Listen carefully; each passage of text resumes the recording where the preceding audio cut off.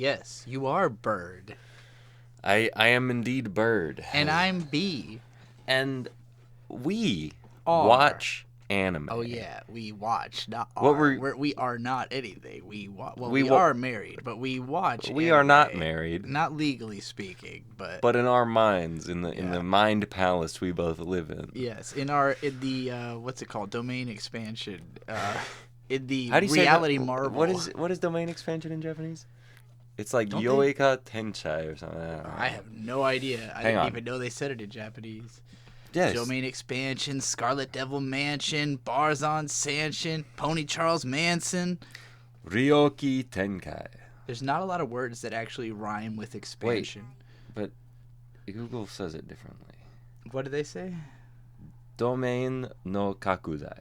But Jujutsu Kaisen wiki says Ryouiki Tenkai. I would trust that over the Google Translate. Okay, then sure. I need to see how this is actually pronounced. Barzon Sanshin. Hello, everybody. It's We Watch Anime again. Wow, the podcast. Whoa, it's been like a month. It's been a month, and this is our limited return series, which will only be 3 episodes. Maybe we'll do another limited return series someday. If next season good? No. No? You know what's coming back next season as the biggest show? A redo of Healer. No, worse. Oshino. No, because that's airing right now. You don't even hate that show as much as you hate this show that's coming back next season. Can I get a hint other than I hate it? It's fucking Mushoku Tensei. Mushoku Tensei is coming back this year. Some other garbage is coming back this year. The show that occasionally has incredible animation. Yeah. And has some cool fight scenes. It did in the first, split season. What I would appreciate out of a Mushoku Tensei, You always call it Mushoko, but it's Mushoku. It's funnier. Okay. You're doing it on purpose. I see. Well, it's Mushou. Don't worry. We'll do plenty of things to troll the audiences of shows we... Oh, yeah, we will. Even shows we like, we're going to troll the audiences of, I think, on this podcast. Well, we're not really watching any shows that we hate. We hate. I like all the shows we're watching intensely. There is one show that we're watching that I have not enjoyed almost at all until the latest episode. But we'll get to that because okay, you know what 6 shows we're watching. Assumably, you saw the first part of this. If not, Let's just this is run going to it be down confusing. for him again. We're watching Fire Force. We're watching Fate Strange Fake. We're watching Jujutsu Kaisen. We're watching Sousou no Frieren. We're watching Trigun Stargaze, and we're watching Hell's Paradise, also known as Jigokuraku. And real quick. Yes, you're gonna play the pronunciation. If Apple wasn't bad. If it happens. Ryouiki Tenkai. Ryouiki Tenkai. Ryouiki Tenkai. Ryouiki. No. Ryouiki, right? Even with the R in front? Ryouiki. Ryouiki Tenkai. No, Ryouiki Tenkai. The R is there. Yeah. Ryouiki. Ryouiki Tenkai. They don't use R's in Japanese. It's Ryouiki. Ryouiki. If you put your tongue against the top of your mouth and try to say Lupon, you get Lupon. Ryouiki Tenkai. Ryouiki. Ryouiki. Not just Ryouiki Tenkai. Ryouiki Tenkai. Was that closer? Yes. Ryouiki Tenkai. Ryouiki Tenkai. You need both eyes. Ryouiki. Ryouiki Tenkai. There you go. Ryouiki Tenkai. It doesn't have 2 eyes. Yeah. It does. Ryouiki. Ryouiki Tenkai. Ryouiki Tenkai. I definitely have heard them say that a bunch of the show now that I'm No, and I hearing say it, that just simply... Ryouiki Tenkai. We'll get into this. I don't think we're going to start with Jujutsu Kaisen because it's the one I'm the most hyped about. But because in the most recent episode of that, Higuruma, I don't even remember if that's his actual name, comes in and he domain expansions without hand signs. Just like in Full Metal Alchemist when he claps. Yeah, exactly. It is exactly comparable to that. Technically, I think all of the popular anime that exist now have all got something in common with Full Metal Alchemist. Full Metal Alchemist. I really think Full Metal Alchemist set the global standard of what is good in anime, and now you have to do some shit FMA did to have a good anime. It's the best power system that has ever existed. Interesting. Even better than Nen. Nen is really fucking confusing. True. So is Jujutsu Kaisen sorcery. It is less confusing than Nen is, though. Is it more or less confusing than what's the other? Is it more or less confusing than fucking what's it called in Hell's Paradise? The Tao. Yeah. Tao doesn't even seem that confusing. They just keep over-explaining Yes. So Tao is not that confusing. It's just the way they keep over-explaining it. It's like, oh, there's more to gain here. But so Hunter x Hunter's confusing because there are 5 different types of Nen users. Yeah. And then they have their own personalized Nen techniques. Yeah. Jujutsu Kaisen, I think, is really easy to understand because it's cursed energy, and then your technique is kind of either an inherited thing that you were just born with, or you created based off of your own personal trauma, which in the most recent episode is a 9 to 5. The worst 9 to 5. Yes, for what it's worth. So I say that because there was a Twitter thing I saw where it was like, oh, this guy just got his curse technique from a 9 to 5, and it's like, do you think being a lawyer is a 9 to 5?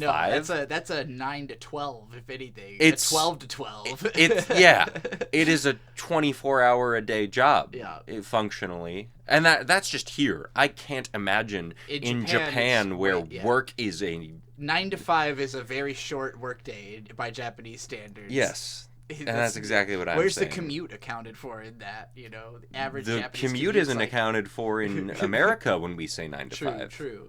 But commutes are nowhere near here. I'm going to close that window because I can hear bird sounds. Bird is distracted by the sound of other birds. It's not that. Well, yeah, I guess it's that. So, I think we should start with Hell's Paradise. And the reason is that every anime that we've watched this month, we're covering like episodes 5 through 8 or 9 thereabouts. And they all started incredibly mid. Yes, the start of February, everything Save sucked. for maybe Fate. And the end of February, everything ruled. Mm-hmm. I would actually say Jujutsu Kaisen was pretty consistently awesome. It skipped a week. Jujutsu Kaisen and Frieren that's mid. Skipped last week. That sucked. Well, and that was weird for Frieren, too, because the episode we watched was not intense. No, but it was better than the most of previous Frieren that we've episodes, seen so far. in my opinion, anyway. We'll do that one next. But Hell's Paradise had so this show, what we loved about the first season was that it was fucking breakneck in every sense of the word. It was constantly hit the ground moving. running. People were constantly getting their necks broken. It was just death, carnage, Gabimaru's sex, just violence, killing violence. people constantly. And then, oh my god, the bad guy has tits? What? Yeah. So this season started off with it was finishing off some of the stuff that had ended the last season, finishing off those fights. It had the badass dude, the brigand guy who's got Asa Chobe. Is that his name? Blonde guy? Yeah, with the Chobe. Asa Chobe is his name, I believe. Asa Chobe and his little gay brother. Don't remember his name. And he turns into a full on demon, and that Plant. was about. He turns into a Tenzin, more or less. He's not a full Tenzin. Yeah, they're turning him into one because he's got the best potential they've ever seen. That's where we were at when we finished, and then there was It's not where we were at. Two whole episodes. He was fucking the plant in episode 4, I think. Yeah. And meanwhile, the rest of the heroes had run into this cave. And I think where we stopped, they had already entered the cave, but they're in this cave. But then the next 2 episodes. For 2 more episodes. And then, if it wasn't enough that they spend 2 episodes just doing exposition in a cave. The episode after that, guess what? More cave exposition in the middle of fights. They keep, the characters leave the cave, they start doing stuff, but as they're doing stuff, we are constantly cutting Hey, do you remember back the cave? To the cave. Remember when we were in the cave?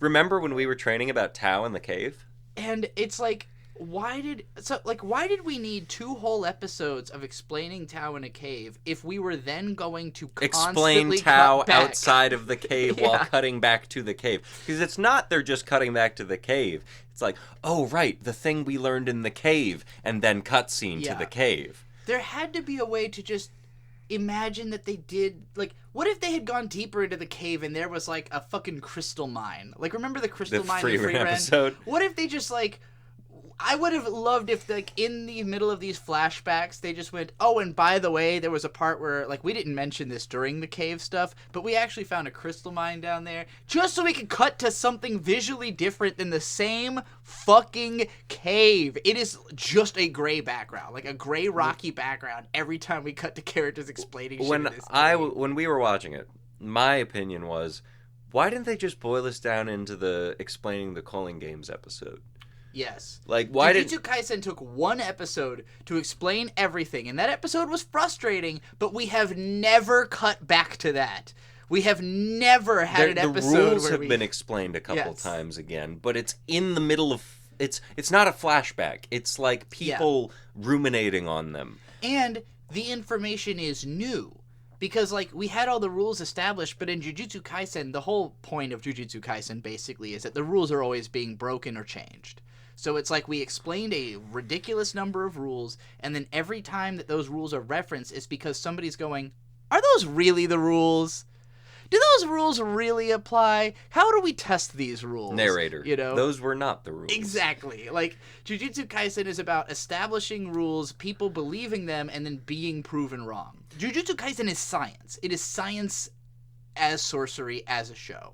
Like, that is how I would summarize what that show is doing, is it is doing sorcery science. Hell's Paradise has an aspect of that, of like we're learning the rules and we're experimenting with them, but it's mostly just like, oh yeah, I remember the rules and therefore I realize I can do this, but it's not like changing the rules, it's just re-explaining them again and then characters figuring out how they can use those rules to their advantage. But the rules are the same, but they get re-explained over and over and over again. They really want you to understand Taoism. I got so close to losing this show. I got so close to I'm being still like, not on the train of, I'm going to keep watching the show, I'm just going to read the manga. Reading the manga would probably be a quicker, easier solution. I watched... You spoiled yourself a whole lot. Well, I had already done that. Yeah. I just spoiled myself more. Yeah. Because when I'm in the shower, when I'm driving to work, I'll just put on YouTube videos. Yeah. And I was like, I need to know where this is going. Yeah. Well, and I guess part of my frustration was I know the manga's not that long, so I was kind of expecting that season 2 would be the rest of the story. And so when we spent 3 fucking episodes in the cave, it was like a slow realization of, oh, this is going to go a lot longer than I thought this was going to go. You know, like, this isn't wrapping up. This is pretending like it's getting close to the climax. It's definitely not, because there's too much left to do. From my understanding, and I actually haven't fully spoiled myself on this manga. From my understanding, this show could go for another 2 seasons. I'm thinking it'll only go one more. But it'd have to be long. It'd have to be another season in a movie. That could happen too.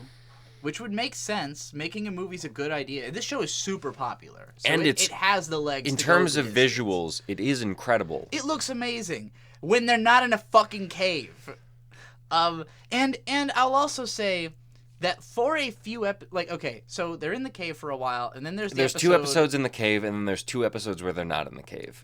3, because we're now on 3? episode 8, I think, 8 or 9. I know there was 2 whole episodes that were just like a total wash and were completely fucking boring.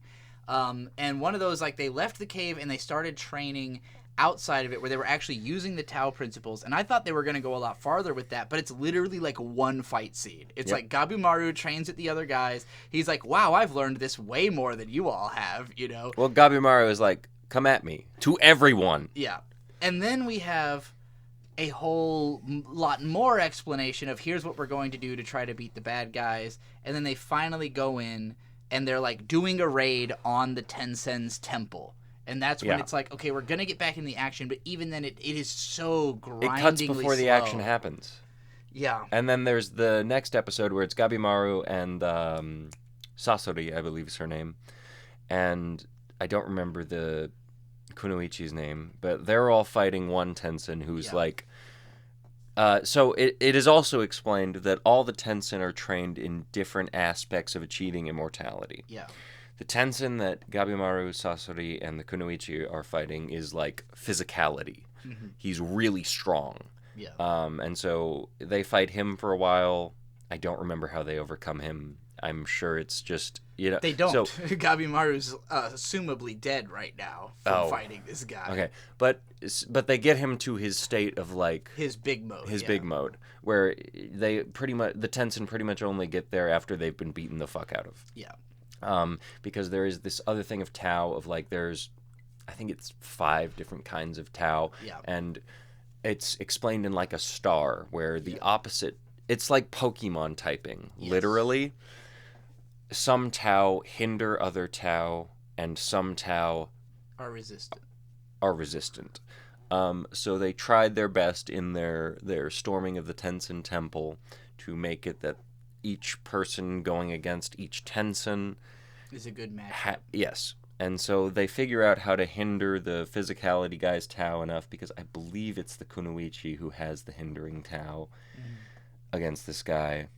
But once he transforms, he's just like way the fuck too strong. Which is always true. Yeah. It's always been true. And we still haven't gotten to a point in the show where we're going to actually figure out how to deal with the transformed Tensen. Like, so far... Well, one of them has been killed. The Tensen... Yes, in the first season. But like, the guys we've been fighting this season, or technically 3, have transformed, and we have not dealt with that yet. We have not dealt with any of them transformed yet. But, like... So, okay, we had all this explanation in the cave. We have a bunch more explanation of how we're going to deal with the bad guys. But also, we've got the strongest motherfucker in the show who was back at home. Oh, Shugen. Right. So also, there's the what are they? The Executioners. Just call them the Executioners. It's like the supplementary party or something, because it's not just the other Executioners. It's also the people from Gabimaru's village. Yes. Who it the is Shinobi. It is said to a point where the other I can't remember if the Shinobi were introduced before our last podcast, because I don't remember if we talked about that guy stabbing himself in the neck, but that shit I think ruled. we did. I think we might have. Yeah, a guy stabbed himself in the neck to prove fealty to the Asaemon. But also, in the same respect, the Shinobi from Gabimaru's village, it is shown off screen so the Asaemon don't know it, are definitely just there to kill Gabimaru. Yeah. They are 100% there because Gabimaru did a thing he wasn't supposed to do. Yeah, they are not there necessarily to do what the Asaemon are trying to do, but they will work with them completely, like, you know, develop the best trust relationship they can with them towards the ends of getting with the Shinobi are fucking ruthless. They are the most hardcore, most like, you know, we do everything in the name of our goals, guys, other than Asaemon crybaby Shugen, he's the guy who lets out a bunch of tears and then murders everything. Yeah, and he's clearly the strongest fucking guy. He's the Wolfwood kind of sort of. A bit. He's like Wolfwood and Vash were one guy, actually. He's kind of a Vash the Stampede. He's a crybaby who's gonna kill everybody. You know, like he seems undefeatable, but we haven't seen him fight in Asaemon yet. So no, he is an Asaemon. You mean Tensen? Tensen. Yeah, he's gonna kick ass against a Tensen. That's what I'm expecting. He's gonna show up and just like murder. We watched him, so Tensen, I don't like, immediately. I don't remember exactly how the ranking goes down, but there's the Tensen and then there's like the lower beast guys. I think it's a Doshin.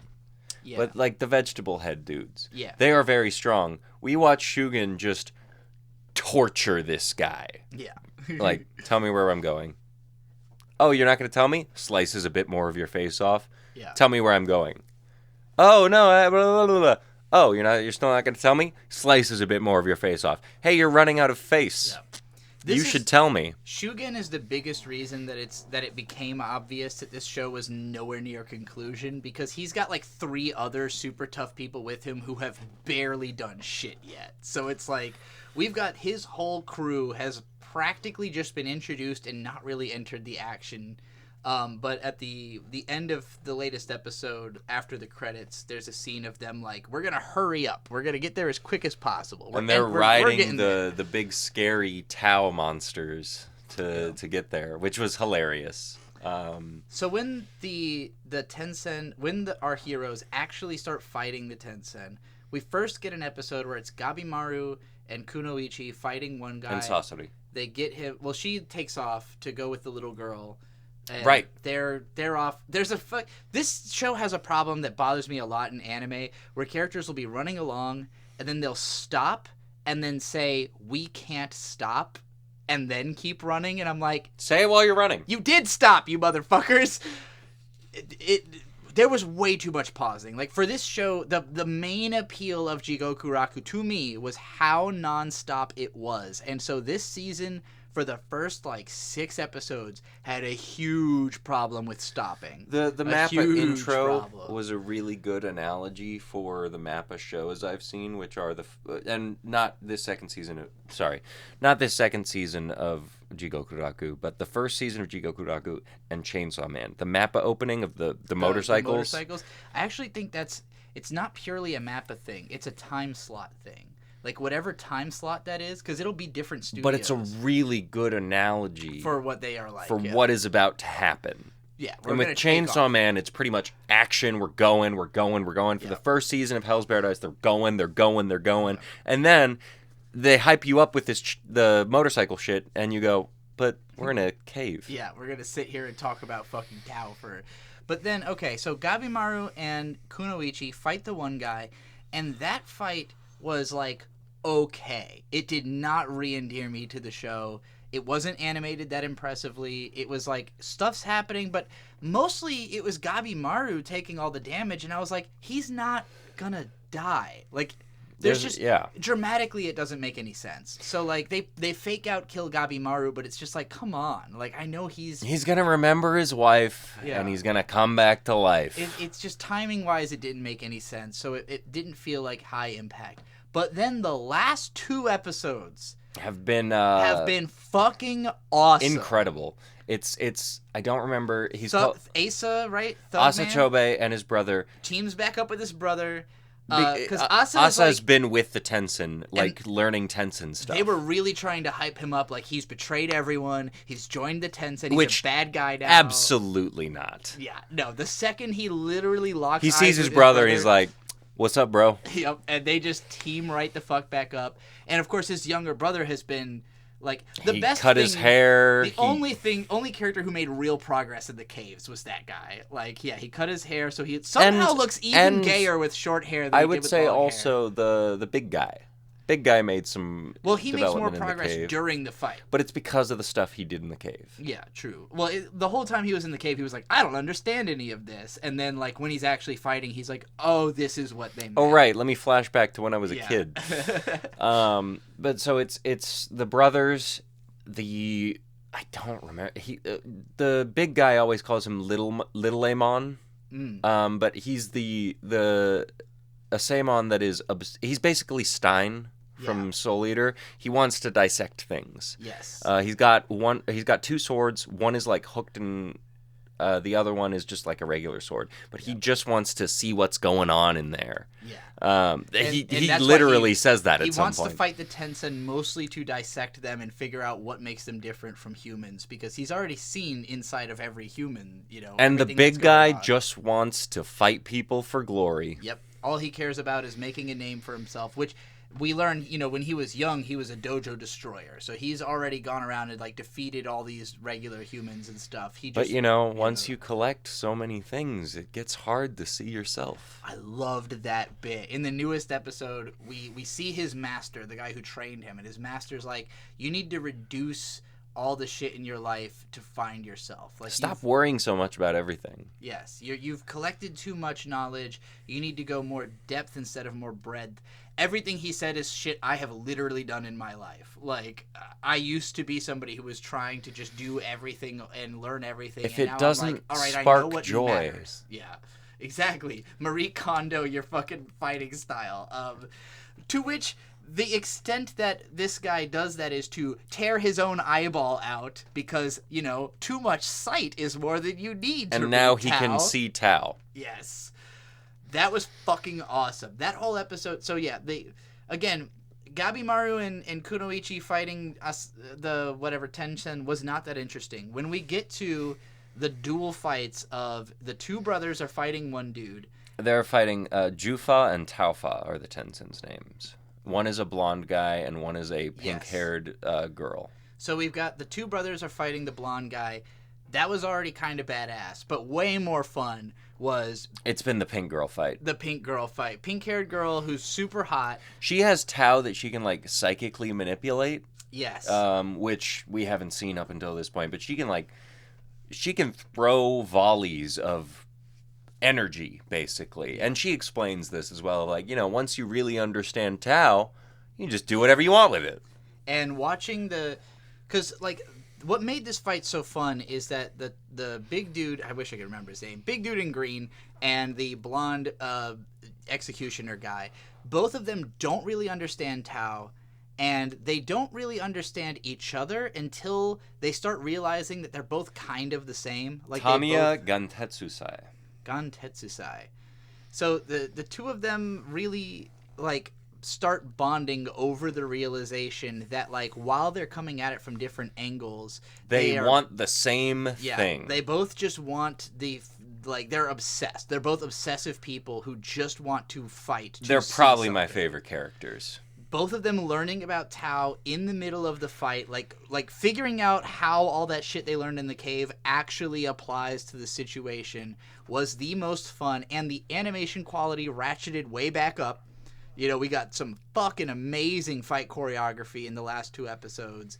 And then the latest episode, you know, gave us the backstory of that dude, and then also the backstory of the two Jufa and Taofa. Yeah, Jufa and Taofa, who like were created as siblings, basically. Just like the siblings to fuck. They were created as siblings so they could fuck Jutsu. as siblings. Because this show, if there's a fetish that is explored by anime, this show has it. It's in Hell's Paradise, which is why my favorite thing about this show, I've said it a bunch of times, it is the most anime.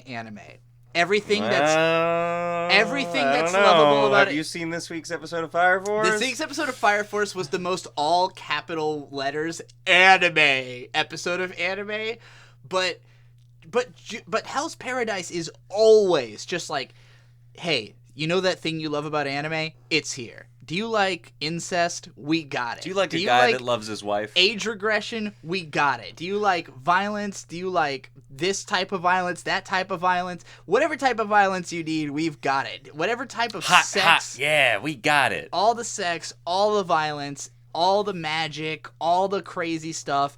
If you like Nen, don't worry, we got Tao. It's the same fucking thing. Like, everything that's good in anime, we've put it in this anime, and it looks fucking amazing. And it doesn't just look amazing in the fights. In the latest episode, when they're doing the backstory, there's all these dramatic moments of emotion where like the characters are just drawn in like this really crazy style that's like, oh man, that looks so cool. Like, it really conveys what they're feeling. Gantetsusai and his old master.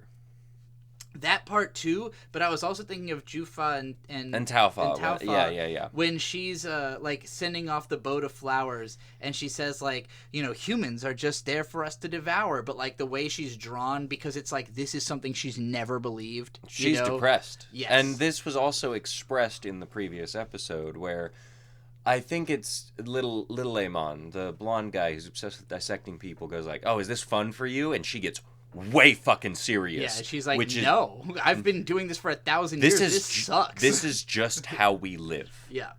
We've just accepted that we either die or we kill people, and I've never been happy about it, basically.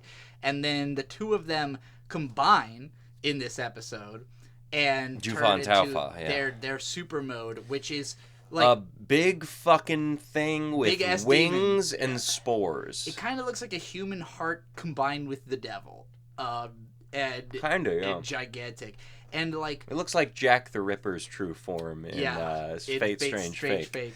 But like this thing, the like power scaling immediately jumps way the fuck up, because we spent like 3 episodes fighting inside of buildings, and then this thing crashes through the roof of the building. The first thing someone says when they combine is like, this thing can't fight inside a building, and then it immediately just crashes out of a building. The roof, and then our you know the one brother who has been Tencent blood infused, also, like he goes demon mode and tries to fight it, and this thing just fucks him up, throws him through buildings and shit, and it's like, oh, we're on a new scale now. Like people are now getting thrown through buildings, and this really is Hell's Paradise. The range of the battle is about 10 times what it was. 10 times. So yeah, it's everything about this was like, again, the first few episodes, the worst of the show, totally boring, almost felt like, wow, this show's falling apart. Which I and then think it picked we're up gonna say for a lot of anime so far. That's true. This month has been a whole lot of, and this isn't too weird, right? Like at the start of a season, you want to put the episodes that really grab people. In the middle, you got to take a little nap. You gotta give the animators a break so they don't all Unless die. you're Jujutsu Kaisen. Well, they took a whole week off. So they yeah, gave and the that's- animators a nap, and then they come back with the fury, and all these shows did that. They all came back with the fury after they took their little nap. So I'm going to talk about Jujutsu Kaisen Modulo, and I'm not going to say much. But Jujutsu Kaisen Modulo this month has been a little bit cool, but mostly boring as shit. Because, I'm not even going to try and spoil it, they just have been retreading the same thing over and over and over again. We got one cool fight scene where Mahito comes back and Yuji just immediately decimates him. But past that, it's just them going, oh, so we can eliminate all cursed spirits. And then Yuji going, no, but you can't eliminate all cursed spirits because of this. And then Maru going, well, we could eliminate all cursed spirits because of this. And then Yuji going, no, but we couldn't eliminate all cursed spirits because of this. And it's just been that over and over and over again. We're like 23 chapters into this manga. I actually cannot see where it's going to be going forward. And it's incredibly disappointing. They're either going to eliminate all the cursed spirits or they're not. And if they're not, they really need to do something other than them being in Maru's domain expansion or wherever the hell they are right now. Or this manga is only going to be 25 chapters long and everyone's going to be disappointed anyway. I don't know. Chainsaw Man at manga, still pretty cool. War Devil said that she's gonna fuck Denji. Whoa, no spoiling the Chainsaw Man manga out of nowhere. War Devil said she's gonna fuck Denji. That's not that much of a spoiler. Yeah, well, everyone has said they're gonna fuck Denji and Chainsaw Man, so... Hell's Paradise. We're done talking about that. Yeah, we're right? done with Hell's Paradise. You've breached us into Jujutsu Kaisen, so now And we got Chainsaw Man. Now we're not. There's no Chainsaw Man discussion on this podcast because I have not read it. But okay, Jujutsu Kaisen has been consistently incredible. fun. It has been consistently fun. I barely process what's going on in this show most of the time. But what happened was we had a couple episodes of Yuji recruiting this really strong dude who I think used to go to their school or something. Yes, he's been mentioned throughout the show over and over again. What is his fucking name? He's a The cool gambling guy. man. Yeah, he's got a trans girlfriend, and she fucking rules. Because one episode is just, his name's not Aki. That's Chainsaw Man. Kinji Hakari. What's the name of the guy who's the Aki of this show? Megumi? Yes, Megumi. Megumi and Panda fight the trans girl for an episode. And her curse technique is weird and really hard to explain. I didn't comprehend It's to do with constellations. anything I was seeing in that episode. I had no idea what was going on. I was just like, wow, trans rep. I love it. Okay. In the previous episode, Panda had said that this person is a man. But when we meet her, she is clearly a woman, and she is the girlfriend of Strongman, who they're trying to recruit. How are you going to play slots if you don't have a lever to pull? If you do... God damn! Bird with the jokes. Holy shit. That's fucking hilarious. She looks awesome. There's this one moment where she's like flying through the air with like her knee up, and it's just the coolest looking shit I've ever seen.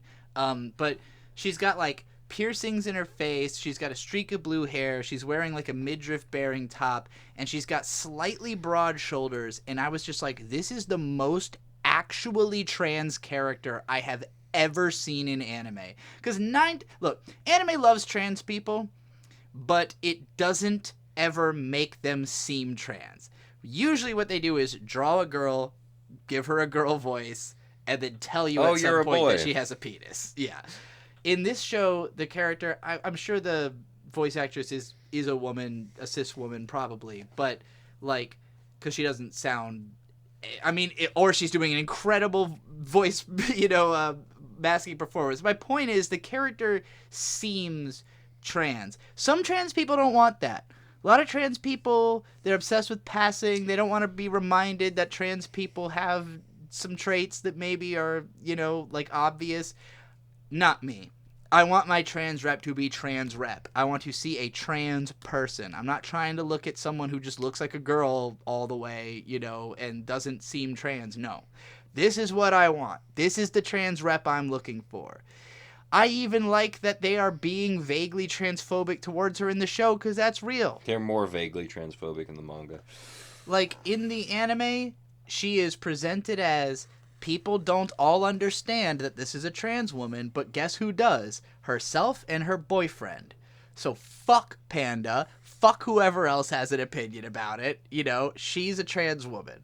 If you don't understand that this character is a trans woman, kill yourself. I don't even think Panda's transphobic against her. Didn't know the situation. Maybe. I don't even think he was... I think he was talking about Hikari in the situation you're talking about. I thought he says, like, oh, that person's a boy, and then they meet her, and they're like, no, because in the manga, they're more they-them about it. But in the... Are you sure that's not just the translator's fault, though? Could be. Because that's the thing. I've seen people complaining about the translation and being like, oh, they used they, them, and she pronouns, but it says this is a male character in the script. And I'm like, do you not understand that's the point? Is that some people see this as a male and the character themselves doesn't? Like, that is the... How do you convey that someone is trans otherwise? How do you do that? Like, there has to be some confusion or else it won't read. Like, you just accept the character as a woman or as a man if you didn't have a disagreement about it in the text of the show. Which is accurate. It is just accurate to reality. Kirara, trans girl. The voice actor? Yeah. Plays the shark in Dead Mount Deathplay. The shark. So remember how Death God got incarnated into a person? Yeah. That person was named Polka. Mm-hmm. Polka got the put girl into who's the shark. Okay, the shark itself, the plush shark. The person that Death God was in the body of. Okay. Which was a male character, right? Yes. Interesting. But the voice actor is a woman. Yeah, okay. Interesting. So she's somebody who's played male characters, and they were like, you could probably convincingly be trans. Which, yeah, the voice, I can tell it's a cis woman doing the voice, but that doesn't mean it's not a good trans voice performance. I'm just saying, like... The character is as trans as they could possibly be, and it makes me happy, and if it doesn't make you happy, go fuck yourself and die. That's my point. Anyway. Yeah. So, Yuji has been fighting with Hikari this whole time, and Hikari is doing this speech about, like, I'm all about heat. Yeah. I love heat. I'm a gambler. I want the heat. Nitsu. Yeah. I want the heat of when you're gambling. Yeah. I don't sense a lot of heat off of you. And then Yuji just keeps taking hits. Yeah. It is probably explained in the anime, but it's more explained in the manga. Getting hit by Hikari is like getting punched by a guy whose fist is wrapped in barbed wire. Damn. Hikari just keeps hitting Yuji. And Yuji's like, bring it on. I need to work with you. Yeah, I trust you, bro. You can hit me as many times as and he it hits takes him to a earn couple your trust. times, and Hikari, he hits him the last time. He goes, guess you weren't that hot. Yeah. And then Yuji stands up and goes, give me another one.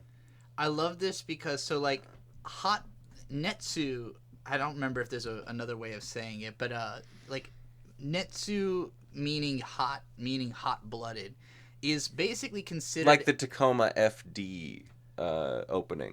Hot-blooded! That's a weird pull, sorry. Hot-bloodedness is almost like a... Neketsu, that's the word I'm looking for. Neketsu, meaning like hot-blooded, is basically considered a genre of manga. And the guy, Masao Maruyama, my GOAT, the greatest anime producer of all time, who founded Studio Madhouse and Studio Mappa, which is the one that animates Jujutsu Kaisen, has said that, Neketsu manga is his thing. He's like, I want to adapt the most hot-blooded manga, Chainsaw Man. He doesn't currently work for Mappa anymore because he's really old. He's 86. So he's pretty much retired. But 86, 87. Stop. We're not going to continue the 6-7 meme we did in the last podcast. Or are we? But yeah, Jujutsu Kaisen is It'll very go much for another like 6-7 episodes. like Neketsu manga is characterized by the way that the artist seems like they are drawing with so much hot blood that you can't even tell what's happening anymore. Soul Eater, you know, Fire Force.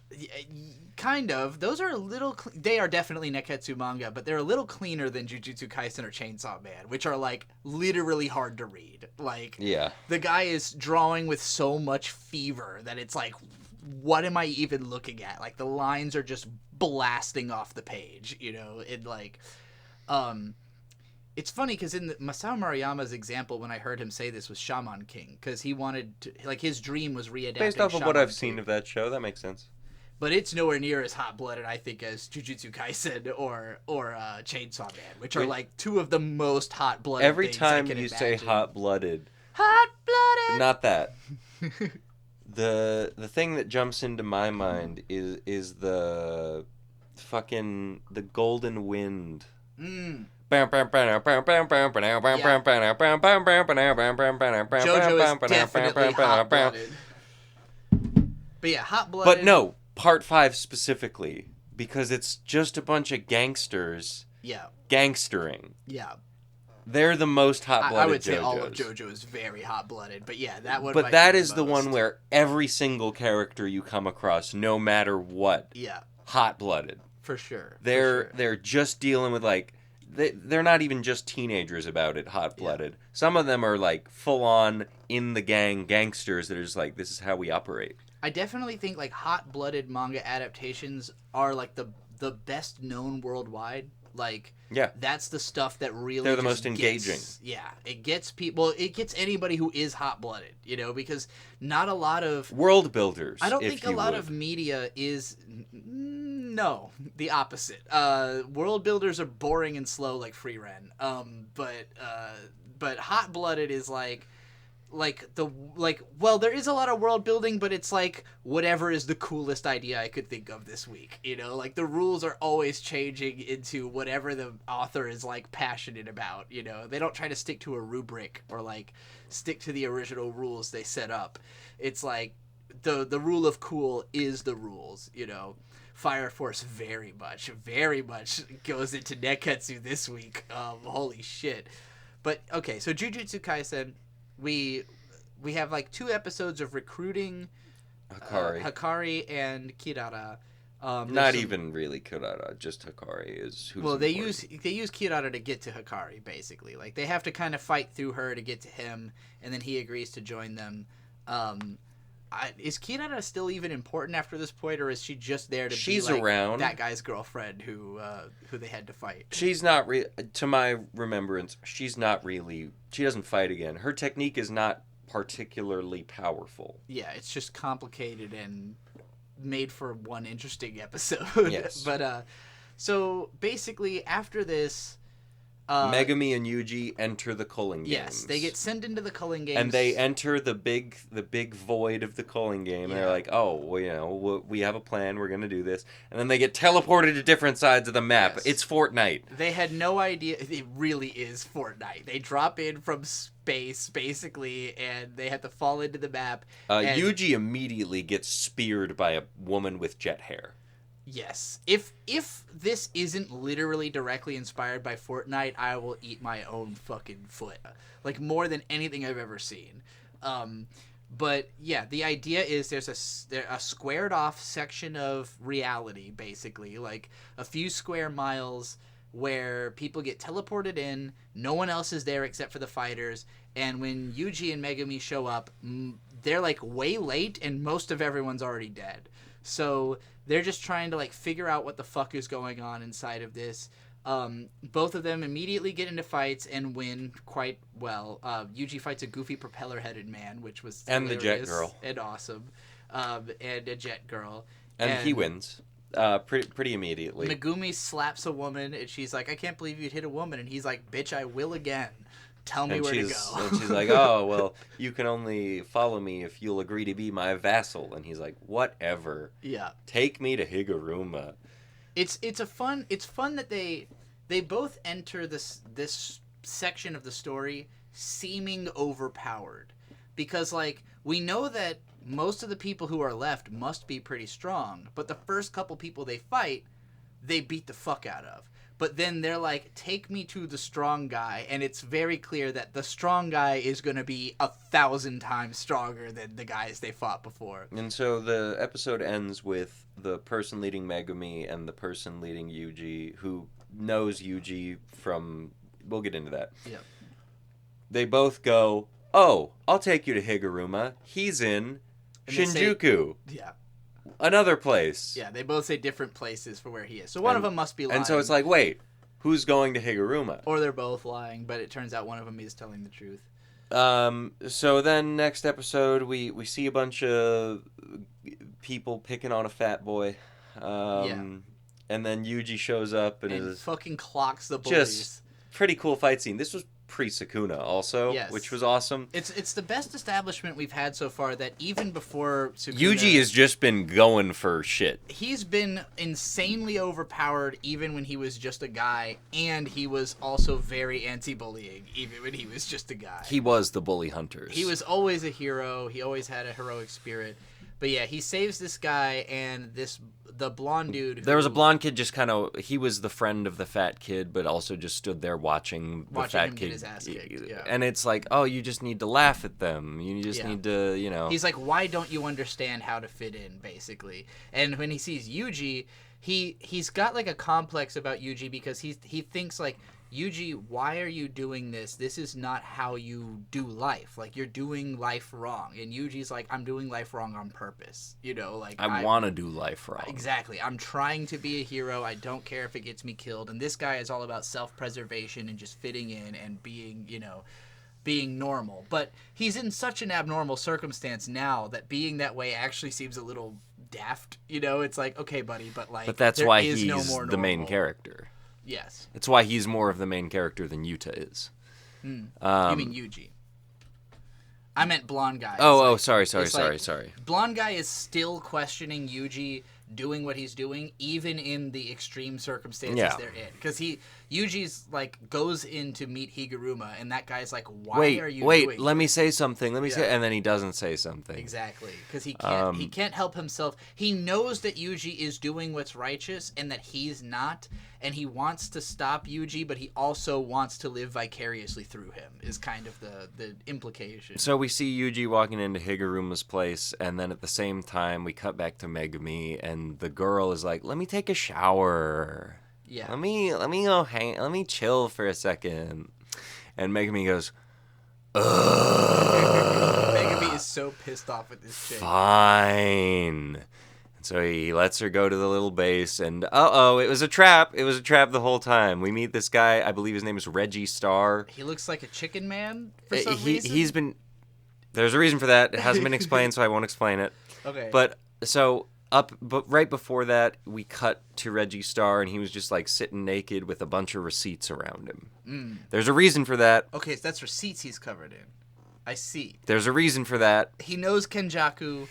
That's what we get out of this episode. And so it's interesting because Jujutsu Kaisen, like I said, is kind of a show about science. It's about sorcery as science. And a big part of it is that people disagree about what's real. Like, what's happening? Even like in the higher levels of Jujutsu sorcery, we've already seen how like there's Gojo, and then there's all the other old fucks. There's the old fucks who think they know what's going on, and there's Gojo who's like, you're all wrong, and like they won't admit it. They won't admit that Gojo knows that they're wrong. Like, they're like, no, we got to keep doing things the way we're doing it because we need to hold on to power, basically, and we need to do things this way. And Gojo's just like, you're all going to die because you won't accept that what you think is true is not true. But now that Gojo's locked up, they're all like, oh, we're gonna bring things back to normal. Keep Gojo locked up. Yeah, we're gonna fuck anybody who's doing something weird. We're gonna stop that.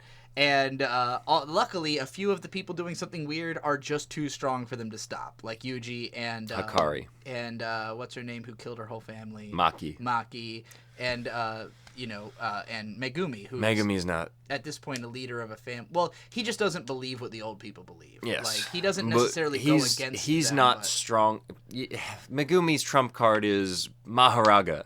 Yeah, which means he'll die. Right. Technically, that's what it's supposed to mean. He's summoned Maharaga a couple times and hasn't died, but that is what that is supposed to mean. Right. Well, and again, nothing is what it's supposed to mean in the setting. And so, like, as we get into this arc, that really comes to the forefront of the storytelling is this, like, we all disagree on what's really going on. Higuruma has his idea of what the Culling games really mean, and he thinks... Okay, so Higuruma is introduced. He's a prosecutor, or no, he's a defense lawyer. He's a defense attorney, and the whole first half of the newest episode is his backstory, where it's about that he defended a person who was drunk driving, but the person that was drunk driving was pressured into it. He was underage. He was pressured into the drinking. He was pressured into the driving, but he couldn't get an innocent verdict because all the people that had pressured him into it aligned their stories.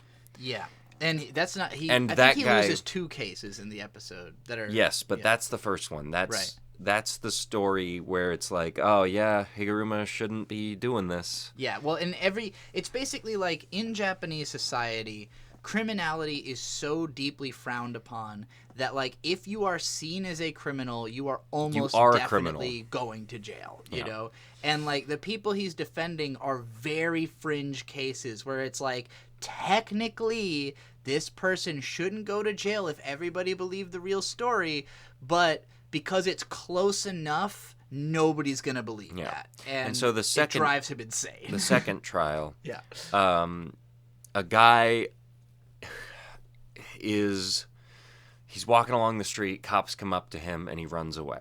Yeah. He ran away because prior to that, he had been a victim of false questioning. Yeah. And he also lived in an apartment where because he is some kind of ex-criminal-ish, he lived in an apartment where he couldn't call the cops because it would bother everyone else that lived with him because they are all ex-criminals as well.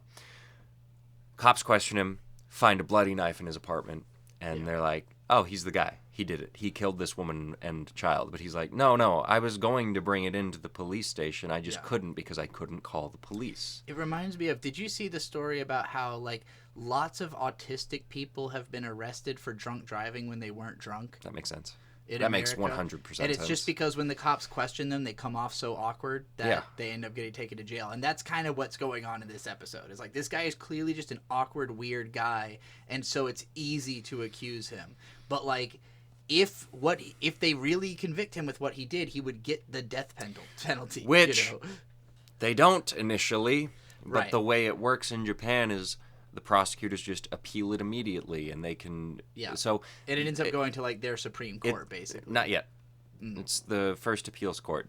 So it is revealed that there was a guy in his apartment that went missing who probably dumped the knife, but they can't find the guy. And the prosecutors go, well, what would be the point? Like, it doesn't make any sense to try this missing guy. Yeah. He's missing. Why would he do this crime? And it's like, what do you mean, why would the missing guy whose apartment the knife was found near would commit the crime? Yeah. So, guy ends up being guilty. Yeah. It is explained that taking it to the third appeal pretty much just turned away at the door. Yeah. And the guy that had initially gotten the innocent verdict loved Higuruma. When he got the guilty verdict, is just staring at Higuruma. Yeah, like, you fucked me over. And Higuruma, it's a mental dialogue. He's like, why are you staring at me like that? Yeah. And then as they start walking away, oh, you can appeal this if you want in the next 15 days. Higuruma just goes, he starts banging a gavel. Yep. Banging a gavel. I wish I had a gavel because the sound effect they're using is so good. The scene is really great because it's like a 10-minute tension build of Higuruma is going to lose his mind, and people keep saying, like, but what about your mental state? You know, like, we understand that you think what you're doing is righteous, but, like, don't you realize you're going to go insane trying to do what's righteous? And then he does. And so he bangs the gavel and he goes, everyone get back here. Yep. We're doing another trial. And then his Shikigami appears behind him. Yep. It's not told in this episode, but I don't have a problem because his Shikigami's name is Judge Man. Judge Man. Anyway, they redo the trial. In the manga, I'm fairly certain Higuruma kills everyone in that room. Yeah. They might still show that in the anime. I doubt it because they cut away from it. We go back to Higuruma in a bath in his clothes. Yes. Yuji's walking up on him and he goes, hey, you're Higuruma, right? And Higuruma goes, yeah, that's me. You ever taken a bath in your You ever taken a bath in your clothes? Which I have done. Ever since the world's fallen apart, I just feel like I got to do things that I didn't feel like I should do. And this is when I realized that he's voiced by Tomokazu Sugita, who is one of my favorite voice actors. He played Gintoki. In Gintama, Kyon in Haruhi. He's been in a billion shows. You've definitely heard him. But he was also, there's a show called Tokyo Encounter where it's him and another voice actor in like a fake house playing old video games and talking about them. And it's like proto Let's Play content. That's cute. That heavily inspired my YouTube channel. Like the way I do. I wanted to make a show just like Tokyo Encounter for a long time, but it was too hard. Yeah. The funniest thing Higuruma says in this is when Yuji's coming up to him is like, I need to talk to you for a second. He goes, well, I'm a defense attorney. Talking to me is going to incur a 5,000 yen fee for every 30 minutes you talk to me. Yeah. And then Yuji's like, wait, really? Higuruma has broken bad so bad. Like, he was literally, like, the most righteous person in society. He still is. And when he realized that that's not working, he has become the most I don't give a fuck, I'm doing what I want guy in society. I wish his domain expansion had been explained in this episode because I really want to talk about it. But, so, well, we'll get to there in the next we won't. one, I'm sure. Yeah. We've got another podcast to do. Oh, but the way he's presented here, like, I didn't recognize his voice until he, in the backstory. Until he went, yada, yada, that's it. I know, not the same guy, I'm kidding.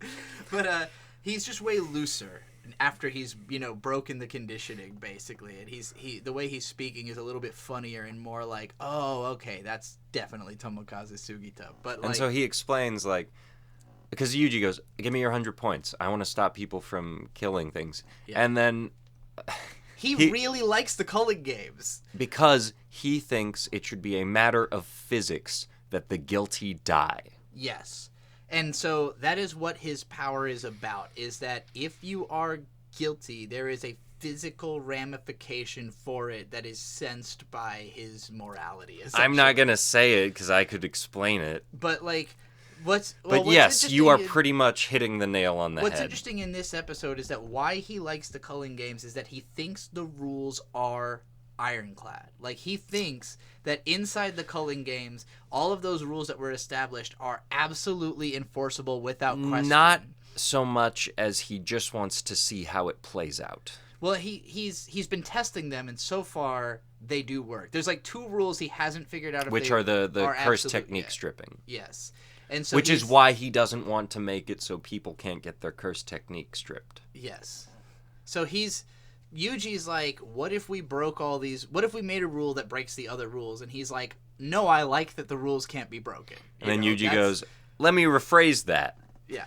You're going to do it. Yeah. And then Higuruma starts banging on the gavel again. Yep. And he goes, Ryouiki, whatever the fuck it was. Yeah. Domain expansion. Ryouiki, deadly sentencing. And we see Judge Man, a courtroom is summoned, and it ends. Yes. But what's interesting is that while he's explaining that, like, here's what the rules are and here's what I think the point Reggie of the game Starr is. just goes, yeah, when all the strong people are left, Kenjaku's just going to drop a nuclear bomb on us. Yes. And we also do see Kenjaku going up to a nebulous group of people going, hey, I'd like to talk to you about Japan. Yeah. That is the American government. Yeah.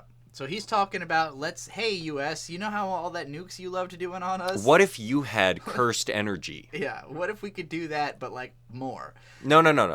Kenjaku is purely selling sorcerers to the U.S. government. Okay. That's his angle. It's amazing how similar the plot of this is to Fate Strange Fake, so we're going to have to get to that next. But they are both basically about selling this Japanese magic to America. Yeah. in the form of domain expansions, because that's the same thing as a reality marble in Fate. So it's like if you combine the reality marble and the fucking whatever it's called, the weapons in Fate are called whole noble phantasms. Noble phantasms. And those aren't always weapons; they are also techniques. Okay, so yeah, they're so there's the curse. Sometimes technique, a reality curse marble domain expansion is a curse technique is as to a noble phantasm, but as a domain expansion is to a reality marble, kind of. Fate's really hard to understand. Fate doesn't make any fucking sense. And no amount of playing the games, reading the wiki, No. anything is going to make you understand it more. I'm talking to you, Fate fans. I'm All right, talking let's to you bridge right into now. Fate. Yeah, let's bridge into Fate Strange Fake since these are kind of the same show. Watching the prequel episode isn't going to make the show make any more fucking sense. No. All of you who keep insisting that we are idiots because we don't understand Fate, you're the idiots because you put time into understanding Fate. And also, I know you don't. I just know you don't understand Fate. You know why? Because the other day I read to Bird the entire list of Fate media. There's 150 of them. And that's the other thing. You haven't read all of Fate. you can Fuck you. you can mansplain to Fate about me when you can say you've read and consumed all of Fate media. Yeah, good if luck. you haven't done that, I do not care about your opinion on Fate. I read the visual novels. Have you seen the stage plays?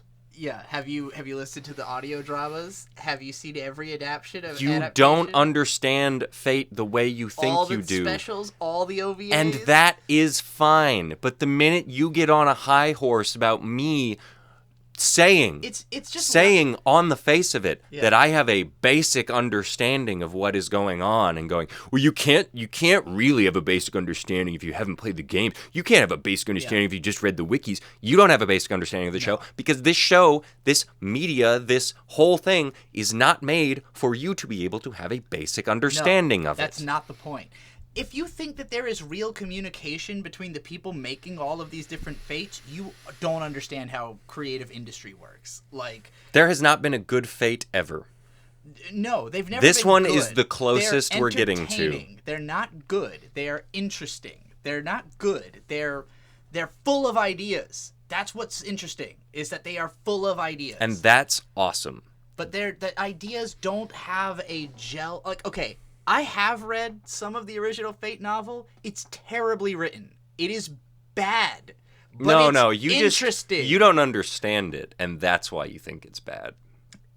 That's why it's bad. If you can't understand it easily, it's bad. The best Fate properties that exist are the anime, and not a lot of them are good. I would say that this is the first good one. Maybe the That's second. fair. Maybe I enjoyed Fate Zero, so I'm not. It gonna was cap fun. and say I didn't, wouldn't but- say it was good. Remember how the first episode of Fate Zero had a 3-minute scene of two men walking around in circles explaining plot to each other? That sucked. That's not good media. Remember how Fate Stay Night starts with a bunch of fucking school life bullshit?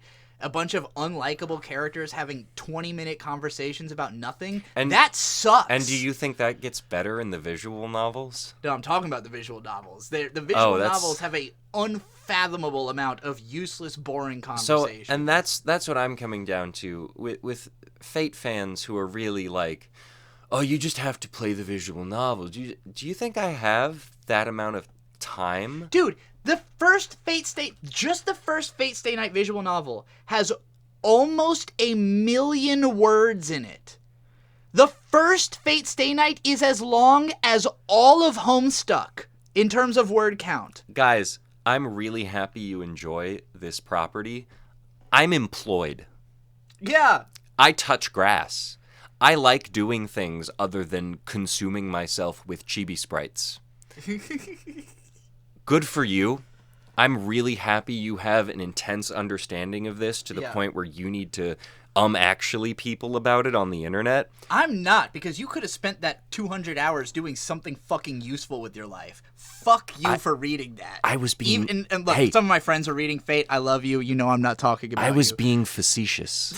But fuck you, though. Go get a job. Go touch grass. My friends who have jobs are reading Fate Stay Night, so I'm not going to say it's impossible, but it's going to take them 6 months. Yes. That they could be spending watching another The thing. Fate anime is the most accessible version of Fate that exists, Yeah. and talking down to people who are interested in it. I couldn't make it to the first episode of Unlimited Blade Works. That shit was fucking boring. I think I watched all of Unlimited Blade Works. I'm sure you did. Yeah. You like Fate 1,000 times more than I do. Because I like history. It's You fun to you see. like history, you like magic systems, you like wiki diving, you like watching lore videos. I don't do none of that shit. And then If I Fate can't fans come in. immediately have fun watching the show, I don't care. Yeah. That's totally fair. Fate Strange Fake is the only Fate I've ever seen where I've just been excited to watch it. I'm like, wow, this show is awesome. Everything that happens is fucking awesome. And God forbid you don't watch the prequel episode so you don't completely understand what's going on. I know, right? Well, and we didn't know about it when we did our last podcast. That was also true. Because it came out 2 fucking years ago. And also, we still haven't watched it. And the only reason I am considering watching it is that my brother Victor told me it was badass. But he also likes Fate in general, and I don't. But I like Fate Strange Fake, so maybe I'll watch it. But the last time I watched a precursor episode from Fate, it sucked shit.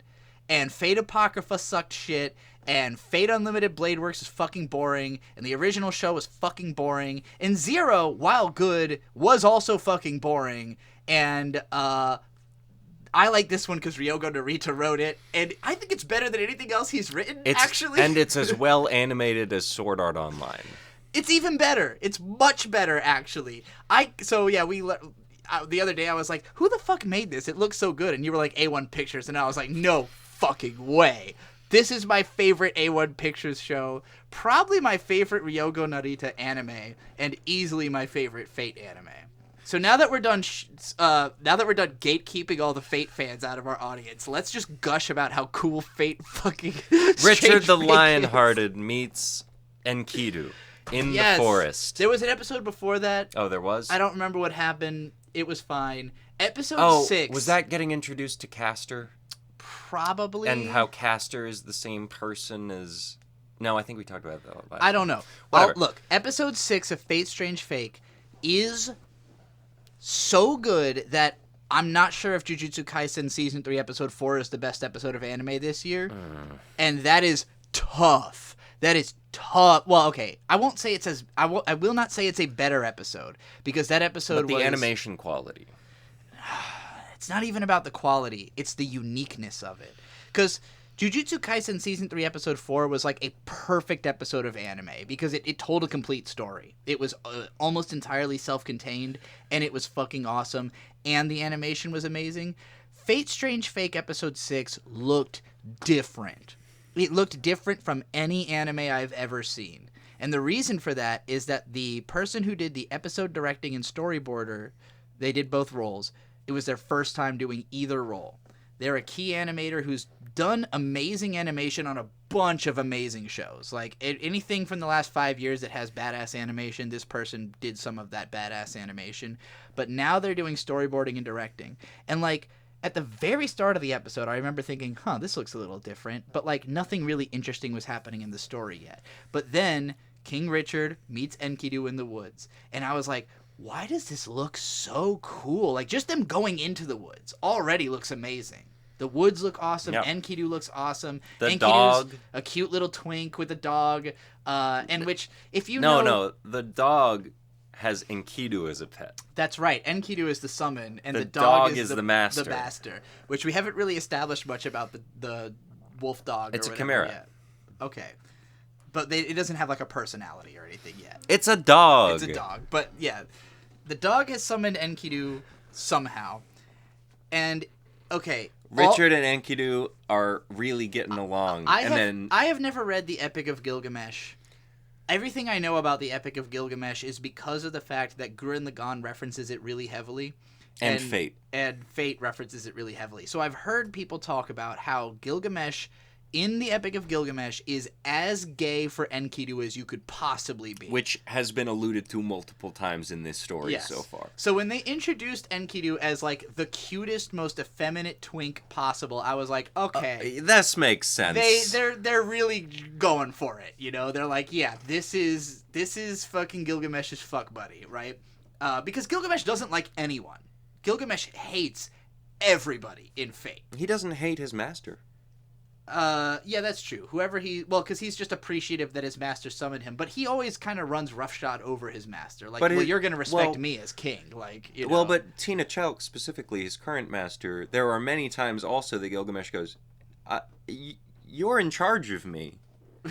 You're supposed to, like, take a little, Well, she doesn't act like impudent towards him because in Fate Zero, when he was originally Rin. summoned, Rin's dad was like kind of like because Rin's dad he thought he was I'm the head of a major family of mages. I'm like that. And guy. Gilgamesh goes, "I'm the king of heroes, Gilgamesh bitch." is like, yeah, you do what I say, you know. And then Rin's dad dies, and he ends up working with Kirei, who Kirei is completely humble to everything. He has no real beliefs. You know, he's just a nihilist, you know. So he just kind of lets Gilgamesh do his thing nihilists. and win. But Gilgamesh, his stance on everyone is you bow to me or you die. That is who he is, you know. But the fact that he has a friend is like, you have wait, to fight me to get the privilege of bowing dying. to me Yeah. to die to me. That's what he says to Richard when he meets him. Which, like, the premise of Richard fighting Enkidu is like, if you fight me and, you know, don't, like, you know, we're not trying to kill each other, but if you can manage to survive this fight, we can be friends. Then we can be friends, and maybe Gilgamesh will give you a pass. And when he meets Gilgamesh is like, oh, you're friends with Enkidu? Then you can pass my test to die by my blade and be, you know, I will bother to soil one of my beautiful blades with your blood. It's also funny because Gilgamesh throws a bunch of blades out at Richard, and Richard picks one of them up and is like, hey, I can use these, right? You'll let me use these as I fight you. Yeah. And Gilgamesh goes, how fucking dare you think you can do this to me? And he goes, I'm sorry, I should have offered to pay you. Well, and it's something that keeps getting pointed out is that Richard is just having a ton of fun. Yeah. Like, everyone's kind of pissed at him because he's not taking it seriously enough. He's just enjoying. He hasn't life. had to yet. Yeah. I'm he hasn't sure. been pressured into. I'm getting sure serious. we're gonna see Richard be like. They shouldn't make him serious. He's already doing pretty well being a goofball. Like, there's gonna be a fight where he's gonna domain expansion. Oh yeah, for sure.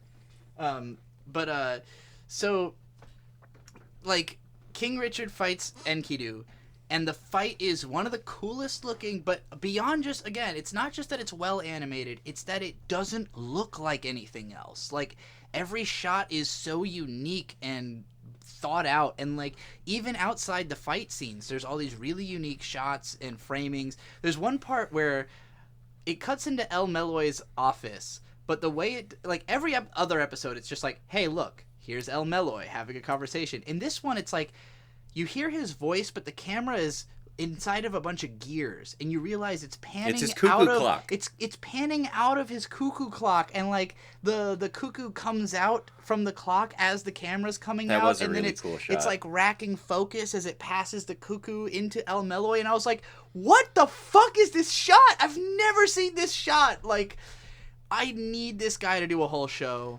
I need more episode. Whoever this motherfucker is, I didn't look up his name, but the person who did the storyboarding and directing for this episode, absolutely like the most interesting person in anime right now. Like, if there's somebody you need to be keeping an eye on, it's this motherfucker who did episode 6 of Fate Strange Fate. Episodes 7 and 8 were also badass, but that one was just so fucking different. I was mind blown the whole time. They have an awesome fight. Then they're King friends Richard, now. like, tries to team up with Sigma, and Sigma is like the most Sigma person I in the might world. be friends with you. I don't know. I'm just trying to, do my own thing, become Lancer. You know how it is. He doesn't say that. It's a kid named Sigma who is the most Sigma that a the person universe, could be. the universe. It's singing to me. It sings. We had a whole conversation about how whether Sigma is more Sigma than Sigma. Sigma is way more Sigma than Sigma. Leave a comment on which Sigma you think is more Sigma between Sigma and Sigma. To be clear, the Sigma I'm talking about is Overwatch Sigma. I think anybody who would know that would have gotten it from you doing the quote. But Sigma versus Sigma, who's more Sigma? Leave a comment. Let us know if you know both Sigmas. But we're gonna get a bunch of comments just going, Sigma's more Sigma. So the next episode is about El Meloy's like student. Flat Escardos. And he's got Jack the Ripper as a berserker, not an assassin. And for whatever reason, Jack the Ripper can like infinitely clone people. Like he can clone himself. Clone himself, but to look like other people. Yes. And so he basically like infiltrates the cops who we saw fighting the vampire in episode 3. And they kind of make an alliance with... No, they make an alliance with Flat. Flat's basically like...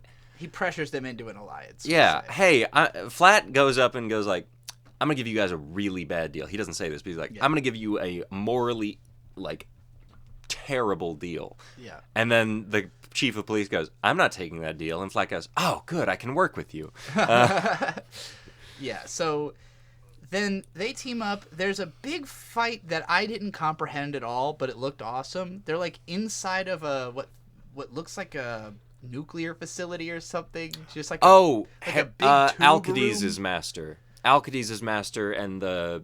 Oh, God, she was a master in one of the previous shows. Look, I'm not going to lie. I did not understand what was happening whatsoever. It looked sick because the lighting was awesome. cool and there was cool fighting.